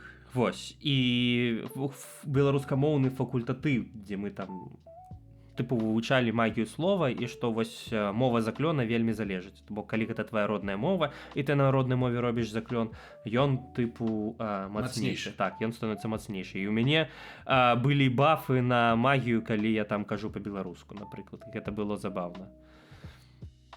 Я хацела дадаць, што гэта была адна з асноўных ідэй кладастворца, таму што мы неяк не уніфіцыруем нашу магію. Вось, а кладастворец як школа дапамагае вучням развіць іх вось унутраную і характэрную толькі для іх навык. Вось, вось гэты чары. Ой, нешта словы пацірала, прабачце. Так. Слухайце, добра. Тады абмеркавалі калдастворец, давайце крышачку вернемся да тэмы, якая ў нас больш напрыканцы, і яна больш класічная, так сказать. Тады паразмаўляем пра непасрэдна акцёрства і отыгрыш у ларпе, і наколькі гэта ўсё... Ну, наколькі гэта ўсё ўвогуле ўплывае на гульню, так? І давайце тады я спытаю, чым, на ваш погляд, ларп і вось такая ігра менавіта, ужо не гульня, так, а менавіта момант ігры акцёрскай, у ларпе можа адрознівацца ад таго, што там адбываецца дзесьці на сцэне, там ці за кадрам, у агуцы і гэтак далей. Імправізацыя, свабода волі, потому что у тэатры, ну, ты... І яшчэ, мне здаецца, мэта, што ў тэатры ты ведаеш, што адбываецца, калі гэта не імправізацыя, і ты працуеш не для сябе, а для тых, хто на цябе глядзіць. А ў ларпе няма... Ну, імправізацыя — гэта проста увесь час яна ідзе, там няма ніякіх загатовак за рэдкім выключэннем, ну, альбо калі ларп пра гэта. І гуляць для іншых — гэта добрая практыка, але не толькі, бо ты ўсё ж такі перажываеш сваю гісторыю, і тут такі, мне здаецца, такі баланс, што з аднаго боку ты перажываеш сваю гісторыю, а з другога боку, калі кожны будзе перажываць толькі сваю гісторыю, то не будзе прыгожа і не будзе цікава. І тебе трэба знайсці ў нужны момант, нешта прынесці ў свет, каб гэта дапамагло і табе, і іншым. І таксама я ведаю, што вот у нас ёсць некаторыя такія аўдовыя ралевікі, якія гаворылі аб тым, што так, думайце аб тым, што вы заўсёды ў тэатру і што вы там акторы, якія выступаюць. І калі вы нешта робіце, то рабіце гэта з размахам, рабіце гэта гіпербалічна, таму што тады яно не павінна быць супернатуральна, бо натуральнае жыццё там, ну, яго можа быць не вельмі цікава гуляць, а вось калі вы робіце гэць, альбо ах, то тады гэта выглядае, ну, шмат лепш.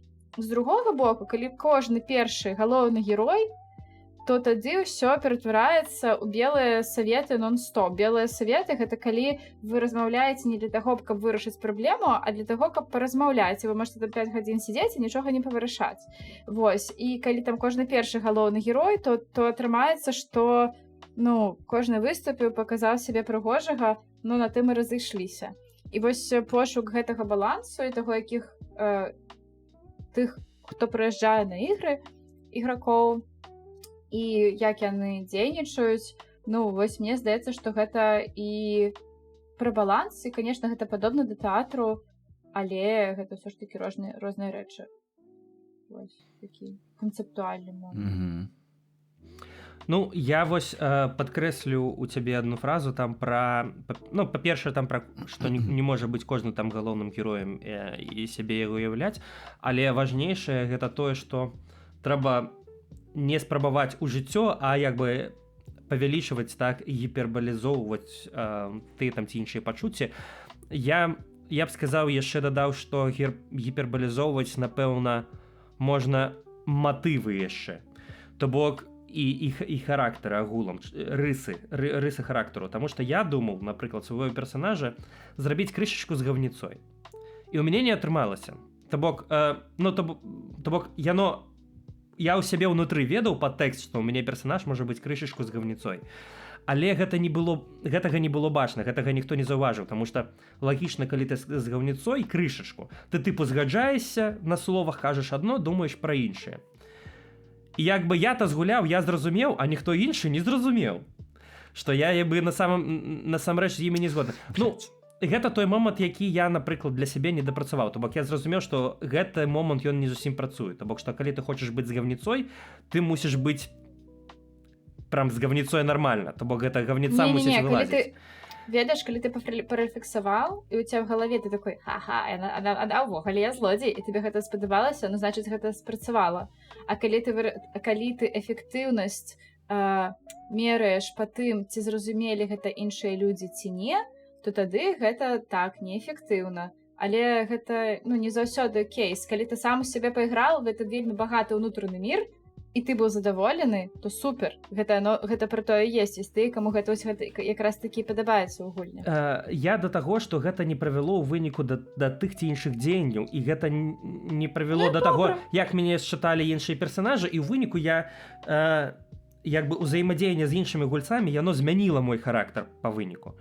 На чалавека больш добрага. Я ўвогуле, калі даведаўся пра тое, што Стоян і Лазар робяць крыстражы, я думаў, я ж не ведаў, што Стоян не Стоян, так?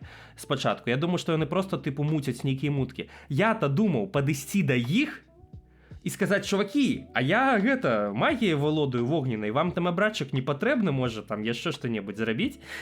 Да таму што чаму ты не я падышоў, пакуль там размаўляў са сваімі са сваімі каманда, што называецца, так, з абратчыкамі. Яны ўсе так імкнуцца, а я, блядь, я проста не мог як бы ім выдаць свае матывы. Вось. Ягор, я адкрыю тебе страшную тайну. Мудаком быць вельмі цяжка. Гэта не сакрэт, гэта вельмі цяжка. Слухай, Ягор, я табе вось што скажу, пакуль я не забыў. Мне здаецца, шмат немцаў таксама не лічылі Гітлера злым. Ганс, мы што, злодзеі, я знаю. Ой, фух, слава богу, Гітлер, я ўж думала, не будзе. Не, я да таго, што агулам атрымалася, тыпу, цяжка, таму што усе хочуць быць плюс-мінус добрымі, і яны цябе ў гэтую сваю дабрыню засмоктаваюць. І для таго, каб стаць... Засмактаць дабрыню, запісаў. Так, і для таго, каб стаць як бы муднем, табе трэба мець моцную волю, і трэба праяўляць сваю, як бы, вось гэтыя негатыўныя рысы, каб было менш спробаў. У мяне была адна спроба, дзе я ўжо думаў, вось, я там яшчэ парофліў, канешне, пакекаў, я не знаю, майстры там вам ігратэхнікі не распавядалі, не? Я браў проста амулет, і я там рофліў у плане «Я атрымаў моц, якая і не снілася майму бацьку!» Там быў супермоцны амулет па гульні. Але мяне пачалі проста ўсе, па-першае, уламываць «Аддай яго, аддай яго, аддай яго, аддай яго», і так уламываць, што мне ўжо проста... Гэта быў амулет для цябе. Каб у тебе была гэта рэфлексія. Быў вельмі моцна для таго, каб ты сумняваўся ў сваіх дзеяннях. Проста мне ў пэўны момант стала не вельмі цікава вось так... Так ужо моцна мяне уламывалі, што і не саступалі гульцы, што мне ўжо стала проста нецікава так спрачацца, умоўна кажучы. Вось, а потым я яшчэ даведаўся, што ў іх, аказваецца, быў план, што калі я не пагаджуся, яны мяне вырубяць. І все адно забяруць гэты амулет. Мудаком быць вельмі цяжка. Слухай, мне цікава, а вось... Не слухаць сваіх сяброў, калі там... Я проста жадаю паведаць, што ёсць некаторыя ролі, на которых вельмі цяжка знайсці тых, хто будзе добра граць. І адна з гэтых ветак, гэта рамантычная, вельмі цяжка знайсці таго, хто будзе добра граць у рамантыку так якасна, і там, і каб усе былі задаволеныя. І яшчэ вельмі цяжка знайсці мудакоў, якія будуць злодзеямі, таму што вельмі цяжка, то есть ты калі ўвогуле не мудак па жыццю і такі не людаед, то мерыць на себя маску, дзе ты вось можаш быць так жыць сваім персанажам, гэта вельмі маральна цяжка, таму што і што я уб'ю зараз 100 чалавек адным словам? І калі у цябе ёсць нейкі там узровень эмпатыі, ці я што? Так я што, буду злодзеем і там зараблю дрэнна сваім сябрам, якімі там мы столькі перажылі? І нават калі ты бярэш сябе там злодзея як персанажа, то ў нужны момант не стаць як гэта паведзіць, у нужны момант Гітлерам? стаць гітлерам, гэта амаль, ну, гэта маральна супер цяжка. У нас ёсць ігракі, якія некалькі разоў пробавалі быць злодзеямі, там гатаваліся, рабілі механіку пытак на ўсялякі, там пытак не было, але ў іх была такая магчымасць. Яны проста не маглі пераступіць праз вось гэты свой чалавечы парог, і ў іх, ну, такі, ну окей, я вось 3 раза паспрабаваў, не атрымалася. Вось, і таму гэта, ну, гэта такі алмазік, і гэта цікава ў сябе знаходзіць, што я не магу. Вось у мяне, я стараюся, я вось там тут падрыхтаваў саломкі, здесь падрыхтаваў, здесь уже прыдумаў, як я там што, але вось калі гэты час, калі ты можаш гэта праявіць, наступае, ну, ты робіш нічога, ты не робіш нічога добрага, ну то окей. А нічога не рабіць, гэта, ну, як так падсліць. Тое самае пра канфлікты. Там мы з ім паспрачаліся, ну, мы ігнаруем друг друга. А можна было бы там пайсці ды паднасраць, але гэта таксама цяжка. І вось там ёсць розныя ўзроўні быцця зладзеем на гульнях, і вельмі цікава ў сябе знайсці, на якім узроўні ты можаш яшчэ нешта рабіць, а які для цябе ўжо з'яўляецца не. Я ўжо ўсё, я далей не пайду, гэта ламае мне не як персанажа, а як іграка. І гэтым няма нічога дрэннага. Гэта добрая рыса характару, але быць зладзеем таксама добра. Я вось зразумеў, што я быў бы з задавальненнем якім-небудзь злачынцам, такім ліхадзеем, менавіта сюжэтна больш прапісаным як злодзей. То бок, калі б гэта ў нашай школе было, то гэта быў бы нейкі не вучань, а госць, напрыклад. Альбо мне вельмі спадабалася ідэя і рэалізацыя цені, якая ў нас была. Ценю, які ў нас быў. Вось. Быў добры. Так, на будучыню. Так, на будучыню, да. Хачу быць ценю. Вось, а давайте тады паразмаўляем, коль мы тут увогуле пра пачуцці, якія ў нас адбываюцца. Паразмаўляем тады пра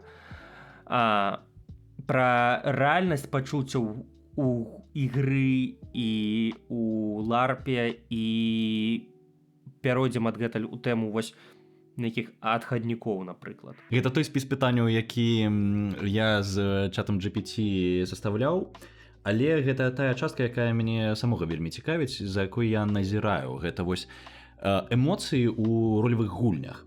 І з таго, што я ведаю, з пункту гледжання біяхіміі мозга, вось, метафізікі і гэтак далей, усяго гэтага, наш мозг не адрознівае нашыя фантазіі ад рэчаіснасці, ад рэальнасці, як яно адбываецца. То бок, усё тое, што ты перажываеш у ролевой гульні, ці ў ларпе, ці недзе яшчэ, яно вельмі моцна робіць адпечатак на тваім эмацыянальным фоне. То бок, у гэта, калі аддана гуляць, можна вельмі моцна пагрузіцца. Я ведаю гэта па свайму досведу, і мне здаецца, кожны, хто гуляў і мае досвед, ён таксама адчуваў моцныя пачуцці ў пэўныя моманты гульні.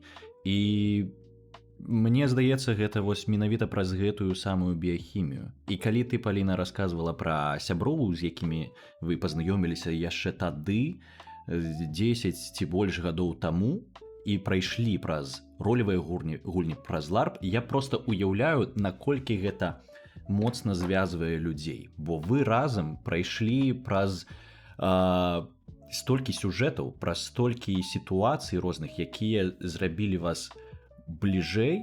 Гэта вось тое, што менавіта стварае вельмі моцнае сяброўства, як мне падаецца. Не, мне здаецца, не. Ну, мы ж не гуляем разам. Гуляць разам — гэта калі вы едзеце на адну гульню, і там вот у вас ёсць некая завязкі. Можам ехаць на гульню камандай, і таму у нас там ёсць нейкі помысл, гуляем мы з іншымі людзьмі. Мне здаецца, што я блізка не са ўсімі сярод сваіх сяброў гуляла увогуле. А калі казаць не пра ларп менавіта, а пра ролевыя гульні настольныя, кампэйны, напрыклад, якія-небудзь? Ну, з кімсьці гулялі, але не з усімі. Ну, гэта проста яшчэ адзін спосаб час разам бавіць, і калі там чалавек змяняецца, то гэта не будзе вас там сковаць, не ведаю, мацней. Там тыя самыя паходы, мне здаецца, таксама з'яўляюцца такім інструментам. Проста час разам. Вось. Ну, мне так здаецца. Можа мне будзе конечно сорамна, калі все хто слова паслухае такой: о не, а я так ствараў, а ты вось так думаеш, і мне будзе сорам. Не будзе. Ладно, давайте засярэдзімся менавіта на эмоцыях, якія ўзнікаюць падчас ролевых гулень. Што вы на гэты конт можете сказаць? Можа, нейкія прыклады, якія у вас усплываюць, чагосьці такога моцнага, што вас здзівіла ці вас закранула з вашага досведу? Тагра, расскажешь что-нибудь? Ну, у мяне ёсць розны досвед, есть как вельмі добры, калі ты едзеш і там тебе прям захапляе нешта, ёсць і не вельмі добры, калі у меня ёсць некалькі сітуацый, калі эмацыйна мяне кранала як гульца, а не як персонажа. Вось, і гэта складана вельмі часта. Именно падзяліць гэтыя пачуцці. Вось. Не ведаю, как это... Хочу ли я падрабязней пра гэта гаворыць, таму што гэта складана. Насамрэч, асабліва пра нейкія негатыўныя эмоцыі, пра гэта складана гаварыць, таму што звычайна ты адчуваеш сябе странна ў гэты момант, таму што ты панимаеш, што твои эмоцыі яны рэальныя, а ситуация как бы нереальная. Это все произошло с твоим персонажем, и как бы и некое глупство, ну, про гэта спрачацца там или нешта такое. Ну, вы можете про гэта пагаварыць з іншым гульцом, напрыклад, вось, но зусім не абавязкова, што ён успрымае гэта так у тым же, так сказать, узроўні, як і ты. Вось, ну і бывае по-рознаму, канешне. А ты што там думаеш, Пол? Я бы падзяліла, наверное, гэта на две катэгорыі, калі не на тры. Напрыклад, ёсць моменты, зараз я паспрабую сфармуляваць, потому што увогуле пад гэтага ёсць тэарэтычная база, але я не вельмі з ёй знаёмая. І таму мне жадаецца, конечно, я жадаю зрабіць ту базу адразу вось зараз, але мне не атрымаецца, таму жадаю хаця б не абасрацца. Вось, што ёсць нейкія інструменты, якія могуць вызваць у цябе эмоцыі як у персанажа. І я гэтымі інструментамі не валодаю, але я была іх аб'ектам, і я ведаю, што яны існуюць. І там давесці да цябе там для шчасця, там да, ну, такога пачуцця, там да там нейкай там вельмі глыбокай печалі, вельмі, ну, да глыбокіх пачуццёў можна там за гадзінку, за паўгадзінкі. Вось, гэта все можна зрабіць, і калі ты ўмееш, то супер. В некаторых выпадках гэта не трэба. Калі мы гуляем гульні, то мне здаецца, што мы дастаткова добра адрозніваем сябе ад свайго персанажа, і свайго персанажа дзяржаць у гульне доўгі час цяжка. Таму што гэта эмацыянальная такая напруга, і тебе гэта трэба кудысьці вынесці, і в ідэале, каб ты гэта выносіў таксама ў мір ігры. Там, калі там тебе окей, ты пажартуеш, пажартуй, але пажартуй там як персанаж. Да, не падчас, але не пераключайся на пажыццёвае жыццё, таму што я ведаю, што шмат у каго гэта не ў беларускам РД, а ў іншых гэта нармальная практыка, там пераключыцца ў пажыццёвае жыццё, каб так браць напругу. І вось гэтыя эмоцыі яны мне здаецца з'яўляюцца, калі з'яўляецца нейкая сітуацыя, якая кранае цябе як чалавека і як персанажа адначасова. І тады ты маеш гэтыя эмоцыі мацней, чым іх меў бы толькі твой персанаж. Таму што яны накладваюцца адзін на другога. Ці калі гэта сітуацыя мае на цябе ўплыв як на чалавека такі вялікі, што персанаж проста, ну, спадае. Напрыклад, гэта вось такія моманты, яны часцей за ўсё яны прыкладна на нолькавыя тэмы, і яны ў гульні выносяцца як чырвоныя флагі. То есть, калі мы як майстры ведаем, што, напрыклад, тут будзе забойства дзяцей, калі тут будуць пыткі, там, ну, то есть нешта, што можа вызваць у вялікай колькасці людзей вялікі эмацыйны отклік, мы пра гэта напішам павінна напісаць Дысклеймер. адразу дысклеймер, так, каб людзі да гэтага былі падрыхтаваны і маглі падчас выключыць. Так, я ведаю, што гэта будзе, можа, я туды не пайду, а можа, я туды пайду, але я буду ведаць, што гэта ўся гульня, і падрыхтавацца. І калі гэта ты з гэтым сустракаешся нечакана, вось тады гэта можа быць вельмі непрыемная такая, перагрузка з персанажаў чалавека, які проста, можа сябе згубіць. Вось. А іншы момант, то есть трэці такі шлях, гэта калі ты жывеш у сваім персанажы вельмі доўга і з часам все рэчэй выключаешся. І вось мне здаецца, у меня такі опыт быў адзін раз, калі мы былі на беларускай гульні белыя квяты курганаў. Яна, мне здаецца, была адна з лепшых, можа лепшая, самая лепшая гульня, на якой я была. Она была чуць менш за нядзелю, за тыдзень. І там першы дзень мы яшчэ так нешта жартавалі, там мы спрабавалі быць сваімі персанажамі, а к канцу другога дня мы імі ўжо былі, і я не думала ні аб чым, акрамя таго, што трэба майму персанажу.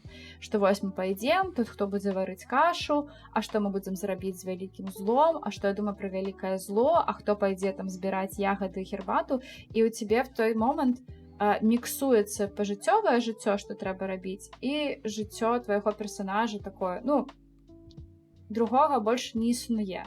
І каму вось мне для гэтага, напрыклад, у меня такое атрымалася поўнасцю толькі вось тады адзін раз, і гэта была заслуга не толькі мая, але і ўсёй каманды, у якой я была, таму што вось гэта там было нешта, што мяне вось зацягвала ў гэты круг.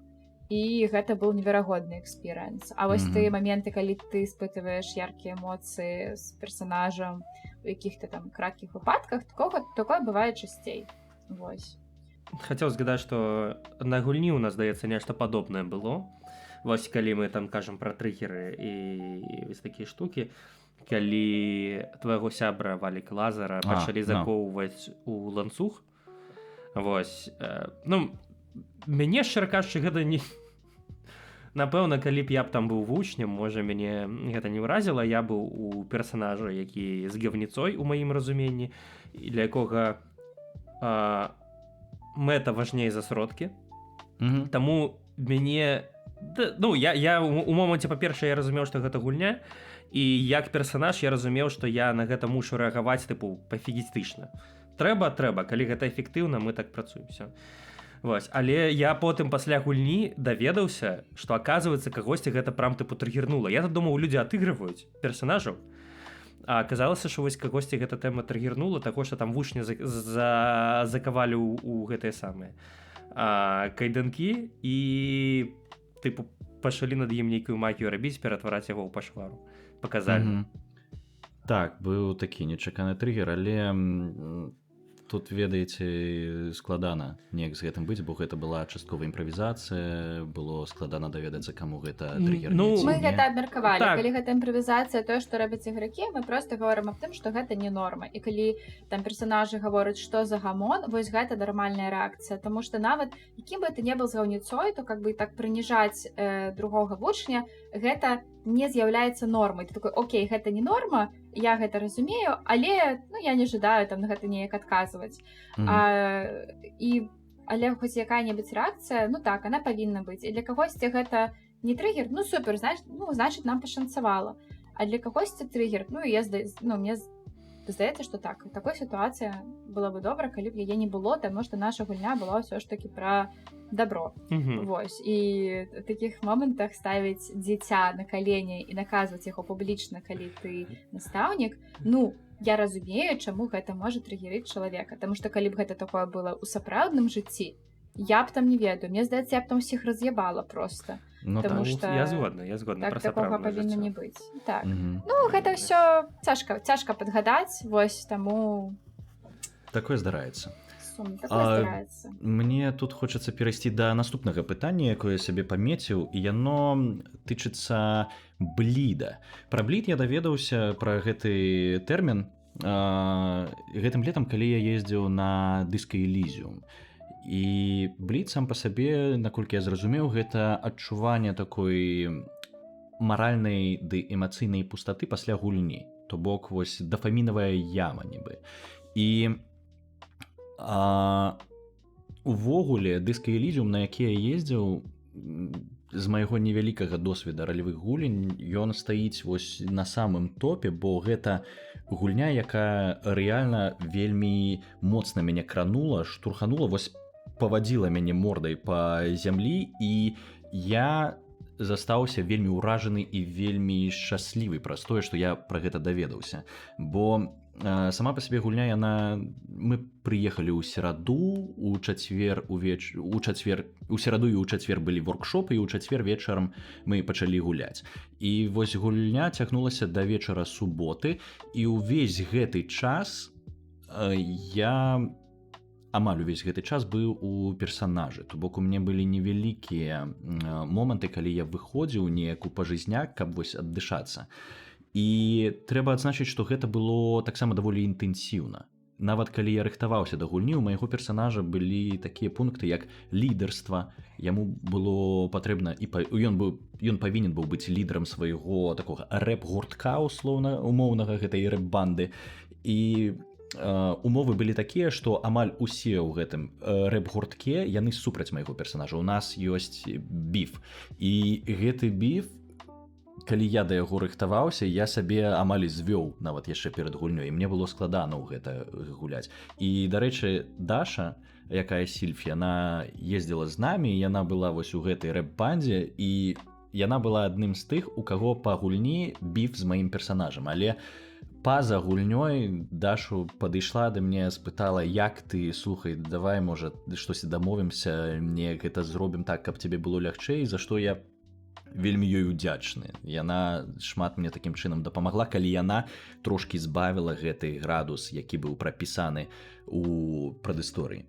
І таксама, акрамя інтэнсіўнасці самой гульні, у нас арганізатары абвесцілі, у іх быў план. У нас быў першы акт, была інтэрмеца-вечарынка, другі акт і канцоўка. І яны казалі, што канцоўка у нас прапісана, і вам усім прыйдзецца падзяліцца на ўмоўных левых і правых, і ў канцы вы пойдзеце сценка на стенку. І мне здавалася, што калі яны гэта абазначылі, то я буду неяк да гэтага падрыхтаваны. Але ў моманце, калі гульня падыходзіць да канца, калі ты ўсё гэта пражыў, перажыў, зрабіў некія сувязі, стасункі з іншымі людзьмі, бачыць тых, з кім ты паспеў паяднацца неяк эмацыйна, на іншым баку, гэта быў такі жорсткі экзістэнцыяльны экспірыенс для мяне, я такога не чакаў. І ўвогуле, когда гульня закончылася, у нас таксама была вечарынка, мы пасябравалі, папілі, на наступны дзень мы разам збіраліся. І калі ўсё гэта скончылася, калі я вярнуўся дадому, вось тады я рэальна адчуў гэты блід. Файная справа, што напрыканцы гульні нас па групках пасабіралі і распавялі пра гэты блід. То бок там была псіхолог дзяўчынка, і у нас быў так званы дэролінг. То бок мы сидзелі у гуртку, і кожны распавядаў аб сваім персанажы ў трэцяй асобе, каб неяк аддзяліцца ад яго. І я ўзяў сябе гэта на досвед, што я стараюся, калі размаўляць о сваім персанажы па-за гульнёй, то рабіць гэта ў трэцяй асобе, каб вось неяк абасобіцца ад яго. Вось. Карацей, гэта што тычыцца майго досведу наконт так званага бліду. І што вы скажаце на гэты конт? Сутыкаліся вы з такім? Было ў вас гэтае адчуванне фрустрацыі пасля гульні? Як вы перажывалі яго? Ну, я лічыла, што блід гэта больш пра прасачванне эмоцый твайго персанажа у цябе. Вось, што гэта не пра вось гэту апусташоннасць, таму што апусташоннасць гэта, понятно, зразумела, чаму так происходит, таму што ты там колькі дзён жыў зусім у іншым міры, і ўсё было зусім іншае, і ты хутчэй за ўсё пражываў вось гэты пачуцці вельмі інтэнсіўныя, так, вось, траціў на гэты рэсурс, і таму, калі ўсё, заканчваецца, то вось ты можаш адчуваць вось гэту апусташонасць. Вось. Мабыць, я памыляюся, потому што я... Не, мне, дарэчы, здаецца, што менавіта ты права тут, і я не удакладніў, што гэта пра тыя эмоцыі, якія застаюцца і якія ўплываюць на твой стан пасля гульні. Так. Усё так, і я ўсё ж думаю пра тое, што, па-першае, гэта залежыць ад таго, як ты гуляеш, таму што некаторыя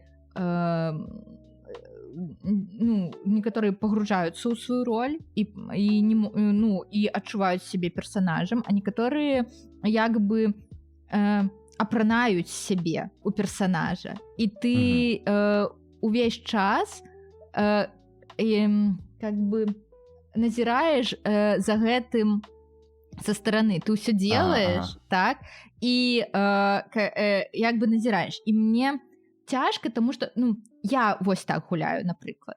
І таму, калі я вось, я подумала, у меня ёсць прыклад з вот гульні по Хогвартсу, на якой я таксама была. Вось у меня была сцена у подвале Волан-де-Морта, я была Нарцисай Малфой, і вось я там была, і яна была пра маіх сестёр іншых, вось, пра Белатрісу і Андрамеду. І было даволі жорстка. Там былі пагрозы, там былі нейкія пыткі, і вось гэта ўсё. І гэта было і адначасова і страшна, і жорстка, але мне было вельмі кайфна. То есть ты ў моманце вось ад гэтага такой пакутваеш, а потом выходзіш такой: великолепно просто. Так, таму што ты быў да гэтага падрыхтаваны, ты ведаў, куды, што цябе будзе чакаць, плюс-мінус, ты ведаў, што твая гісторыя не вясёлая, вось, і што ў падвале у Волан-де-Морта не будзе поні і кахання, то есть, вось, і нешта такое. Але часам бываюць, я была на такім ларпе, дзе гісторыя была пра тое, што вось вы пачынаеце з таго, што вы са сваім партнёрам пара, вы кахаеце друг друга, і вось у вас какие-то стасункі там, тое-сёе, вы робіце некаторыя дзеянні там, уяўляеце, як вы гуляеце разам, там ходзіце на шпацыр, там яшчэ што-то робіце, а потым раз і вам гаваруць: а зараз пачалася вайна, і яго забіраюць. І вось для мяне гэта ў жыцці супер траўматычная думка. Вось, я складана гляджу гэта ў кіно, і вось. І тады, калі вот я была ў гэтым, я не змагла назіраць за гэтым са стороны. Я пачала плакаць, но гэта было у падвале у Волан-де-Морта, я тоже плакала, але гэта быў нейкі кантроль у гэта, а здесь не было. І мне прыйшлось выйсці, і некаторы час я просто плакала, таму што вось гэта узровень пачуццяў, который кранае тебе уже не, как человек, и ты не можешь его контролировать. Так. И вось я думаю, что бліц здараецца вось у гэтыя моманты, калі ты перастаеш кантралюваць гэту мяжу паміж персонажамі. Так, калі гэта ўжо заходзіць за нейкую межу, пасля которой ты не можаш валодаць сабой. Вось. Ну так. А ты што скажаш, Пол? Я увогуле таксама не маю нейкай тэарэтычнай базы, што такое блід. Я ведаю, што ёсць тэхнікі дэбрыфінгу, дэролінгу, і не магу казаць, што яны мне калісьці былі патрэбныя. то я імі не вельмі цікавілася. Але вось калі я думаю пра ты самыя непрыемныя моманты, калі быў такі мікс эмоцый, то гэта было на гульні «Дазор» на Немізе. Гэта была цудоўная гульня, яна была так «Дазоры», вось гэтыя ўсе кніжкі, але пра «Дазор» Беларусі, і гэта ўсё было на Немізе. І вось я гуляла там за добрых, я была галоўным чалавекам, главой начнога дазора Беларусі, і гэта гульня паябала меня па-ўсялякаму. Спачатку пачалі паміраць часткі майго дазора. Я да гэтага была не гатова. І я адчувала адказнасць, а я вельмі адказны чалавек, калі штосьці касаецца, я разумела, што мне няма ніякага кантролю, я не вельмі моцная, а ў мяне паміраюць людзі. Я нічога не магу гэтым зрабіць, і гэта загнала мне нейкі ступар. А ў самым канцы гульні аказалася, што няма мажлівасці, каб дабро пабедзіла, калі б яно не скланіла калені перад злом. І мы калені, канешне, не скланілі, і ўсе памёрлі. І гэта мяне так эмацыйна раз'ябала, таму што што бы ты ні рабіў, зло пабяджае. І вось гэта для мяне было, кранула нейкія мае такія, мае лічныя, персанальныя такія, тое, на чым я строю сваю асабістасць, што б ты не рабіў, але ўсё будзе добра. Рабі, што можаш, і будзе як будзе, але ўвогуле, мір гэта добрае месца. А там аказалася, што гэта не так у моманце. Я потом хадзіла, і мне трэба было гэту гульню ругаць і зноў абяджаць сябе, што не, ўсё гэта проста гульня, гэта не выбар. І мне яшчэ быў такі цяжкі персанальны эмацыйны стан, і таму я вось пра гэта ўзгадываю, і гэта быў самы непрыемны экспірыенс, вось менавіта таму, што ён закрануў мае персанальныя трыггеры, якія былі вельмі, вельмі, вельмі глыбока. Я там блідзіла ва ўсе стороны. Я там, мне здаецца, у некаторы момант я заблідзіла ўсіх, потому што для мяне гэта адзін з спосабаў з гэтым усім спраўляцца, гэта паблідзіць у іншага. І з ім гэта паразмаўляць. Вось. І зараз я ўжо магу пра гэта думаць так вельмі спакойна, але там мне для гэта патрэбілася там некалькі месяцаў, каб не пачынаць адкусваць ябала ўсім, хто пра гэта там жадае са мной паразмаўляць, мне так здаецца. Можа, я, конечно, памятаю ўжо дрэнна, но вось гэта такі момант, які я магу згадаць, непрыемны. Прыемных было шмат, але пакуль мы далёка не дайшлі, як мы спраўляліся з блідам, з гульцамі, якія гулялі ў Disco Elysium. Па-першае, быў створаны Discord-канал, і ў гэтым Discord-канале былі тэмы пра блід і тэмы пра эпілогі. То бок, хто хацеў, мог напісаць эпілог свайго персанажа пасля вось гэтай бойкі, сценка на сценку, неяк парэфлексаваць, яшчэ паварыцца ў персанажы ў гэтых думках. І таксама вось тэма бліда падтрымкі. То бок, калі ты распавядаеш, што там цябе закранула, што ў цябе баліць, і іншыя неяк на гэта адказваюць, падтрымліваюць. То бок, вось тое, што ты кажаш, паблідзіць аб кагосьці, мне здаецца, гэта адзін з самых такіх працуючых спосабаў гэта зрабіць. Ведаеце, хацела казаць, што на гэтых дазорах там былі яшчэ і ўмовы такія вось не лепшыя рашэнні, таму што у нейкі момант, напрыклад, майстры выкарыстоўвалі фота рэальнага кота, які ёсць у персанажа, каб паўплываць і, то есть, калі глядзіце, зараз нешта дрэннае будзе з вашым питомцам і прыкладвае фотку вашего реального питомца, ты такой, братаны, не, вот гэта так нельга рабіць, то есть как-то вот, мелкий, но мы вучымся на сваіх памылках.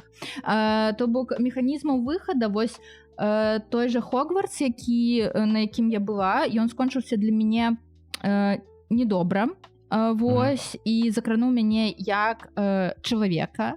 І вось маё першае жаданне было пасля таго, как казалі стоп-ігра, яно было пайсці і зняць свой касцюм.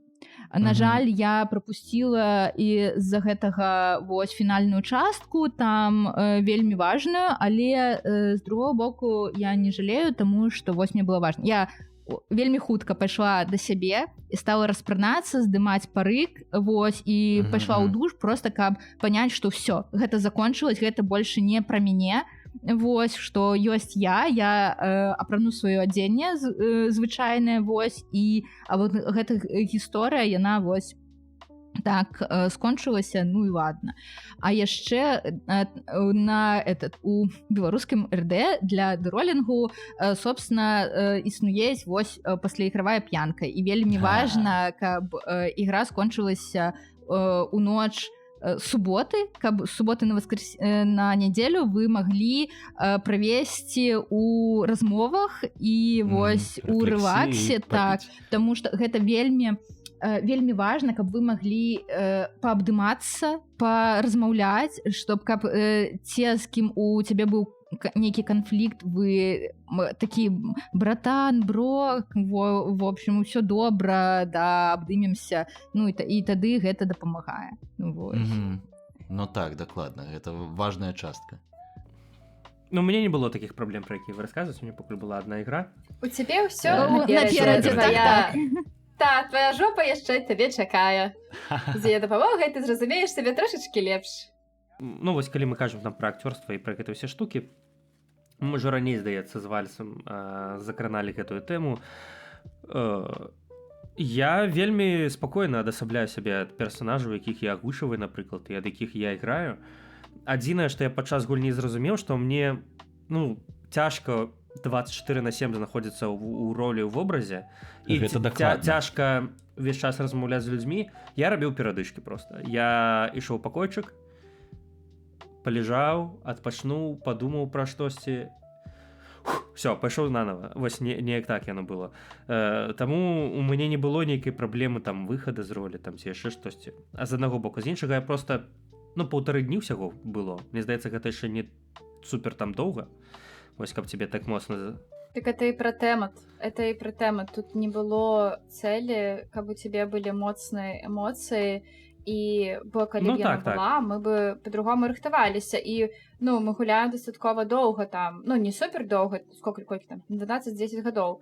І за такой час гульні, на якіх гэты экспірыенс быў, іх можна палічыць па пальцах 2 рук. Ну, такіх, якія ты можаш вспомніць, такой, да, вось пра гэта я магу расказаць. А Беларусі мы гулялі там, ну, кожны тыдзень, і там было па колькі, там, па 20-30 гулін за рок. Ну, конечно, не за кожны, но часта было і так. Гэта гучыць, да. Ну, і таму гэта пра працэнты. І мне здаецца, што вось гэта не з'яўляецца такім... Я не ведаю, нават, мне кажется, у першае там колькі гадоў, калі я гуляла, у мяне не было такіх прыкладаў. Бо гэта залежыць і ад цябе, і ад тэмы, ад разумення сабе, ад якаснасці ігры і ад вялікай колькасці розных параметраў. Усё так. І яшчэ я лічу, што параўноўваць гэта з вопытам агучкі, акторства і даже нры не заўсёды магчыма. Таму што гэта разныя умовы пагружэння. Ну так, але мне здаецца ўсё ж такі, калі казаць пра акторства і ў межах гульні, пэўныя навыкі могуць спатрэбіцца. І мне здаецца, гэта навыкі не толькі як ты акторствуеш, гэта... Я учора думаў аб перакладзе слова ліцыдзейства, і гэта твараспраўства. Не толькі твараспраўства, так званае, але праца з эмоцыямі. Усё ж такі, калі ты паглыбляешся ў працу актора, гэта вельмі важны пункт, праца з эмоцыямі, і каб мець магчымасць іх у сабе індуцыраваць унутры. І вось калі ты больш у гэтым наблатыківаешся, гэта можна файна выкарыстоўваць на гульні. І гэта можна такім чынам індуцыраваць іх не толькі ў сябе, бо калі ты рэзаніруеш усім тым, што ў цябе ўнутры адбываецца, хочаш не хочаш, але іншыя пачнуць аб гэта патрошкі заражацца. І вось гэта, мне здаецца, круты навык, калі павышае якасць не толькі для цябе, але і можа павысіць якасць гульні для іншых. Конечно, навыкі гэта супер. З гэтага пункту гледжання мне было вельмі забаўна назіраць за Валікам, які увесь час мне кажа, што ты мне даеш такіх безэмацыйных там персанажаў флегматычных, нейкі іх так цяжка граць, так цяжка агучваць там. Я хочу там штосьці экспрэсіўнае там паспрабаваць. І абіраю сам сябе персанажа проста без эмоцый на гульню. Гэта быў чэлендж для мяне пэўны, бо я думаў, што мне будзе складана. Бо я шчыра, мне калісьці Влад Птах даў клікуху. Я спрасіў: пацаны, хлопцы, з якімі мы гуляем у ДНД, як вы можете мяне апісаць? І ён напісаў гэта блядь. Так і пісаў. Я пагаджаюся з ім. Так. Гэта коренной житель центра внимания. Штосьці такое. О, О, чаму ён так сказаў? Я не разумею. Я таксама не разумею, але я патлумачу, гэта такім чынам, што мне падабаецца ў цэнтры увагі знаходзіцца. І часта ўсё ж такі на ролевыя гульні я абіраю персанажаў харызматычных, якія будуць прыцягваць увагу, і якія будуць неяк вось з шылам у дупе. І граць стаяна безэмацыйнага, які... Але калі ўсё ж такі аказаўся ў самым цэнтры внимання ўсей школы, таксама было вельмі прыемна. Дакладна. І я аб гэтым і кажу, гэта было нечакана і прыемна. То бок, так, я яшчэ табе казаў, што безэмацыйных персанажаў складана агучваць, бо ў іх менш дыяпазон эмацыйны, агучкі яго складаней перадаваць. І мне гэта не надта падабаецца. І вось Стаян гэта быў выключны выпадак. Он просто быў пікмі Стаян, усё добра. Пікмі Стаян. Ну так. Так. ну тады будзем развітвацца з асноўнымі, напэўна, гледачамі, паціху пераходзіць у частку для патрыёна. Вось, то бок наш падкаст насамрэч не скончваецца, вы можете яго паслухаць далей. Просто падпішыцеся на наш патрыён, перайдзіце у сам патрыён і там паслухайце. Вось. Грошай дайце. Так, каб мы... Дайце грошай. Каб мы... Таксама у нас зараз адбываецца збор на Вялікага Марці, можете заданаціць туды грошы. Мы тады зробім класную агучку альбо дубляж, калі цалкам сума набярэцца, на Вялікага Марці. Гэта вельмі круты фільм, все яго хваляць вакол. Вось, можа быць, калі мы зробім дубляж, мы нават цэлы падкаст пра гэты фільм запішам, там з нашай перакладчыцы, напрыклад. Вось, так што так, все ў вашых руках. Давай яшчэ раз нагадаем, хто з намі сёння быў. Давайте. Дзякуем ім. З намі сёння Карацей. была Пол. Гэта я. Прывітанне. Пол, ну як так сказаць, майстрыха у... Майстрыца мне больш падабаецца. Ну, мне таксама, але, па-мойму, беларускае больш слово майстрыха. Но яно без як ткачыха, напрыклад. Так? Як стрыха. Як слуцкія ткачыхі, яны ж не слуцкія ткачкі, да? Ткачкі. Вось. Майстарка, назовем так. Карацей, майстарка у ларпе, якая праводзіць крутыя гульні, які вельмі цікавы суразмоўца. У нас все сёння цікавыя суразмоўцы, трэба сказаць. Вось. І сёння з намі была Тегра. Усім дзякуй. Вось, таксама адданы гулец, выкладчыца енахіянства у галадастворцы. О, не, это была замена просто. Не-не-не, я не выкладаю. Это просто замена. Так. Можаш нагадаць нам усім, што такое енахіянства? Мы забылі. Не, у мяне няма канспекту. Прыходзьце на нашы Пачакайце. наступныя гульні, калі вы жадаеце даведацца, што такое енахіянства, гуляйце в ларп. Я магу паклікаць гаспадзіна Когана, ён вам распавядзе, таму што я была просто замена. Гэта ўсё ён. Трэба было клікаць спадара Когана раней, Так, на жаль. так. Вось, таксама з намі быў Валянцін і Ягор. Валянцін і Ягор. Так. А яшчэ мы былі з клуба «Новае вымярэнне». Мне здаецца, мы пра Дарэчы, гэта не так. казалі. А мы з Теграй з клуба «Новае вымярэнне». Вось, і та гульня была таксама нашым вымярэннем. Вось. Але вы пра гэта распавядзіце ўжо на частцы з патронам. Вось, я спыняю свой.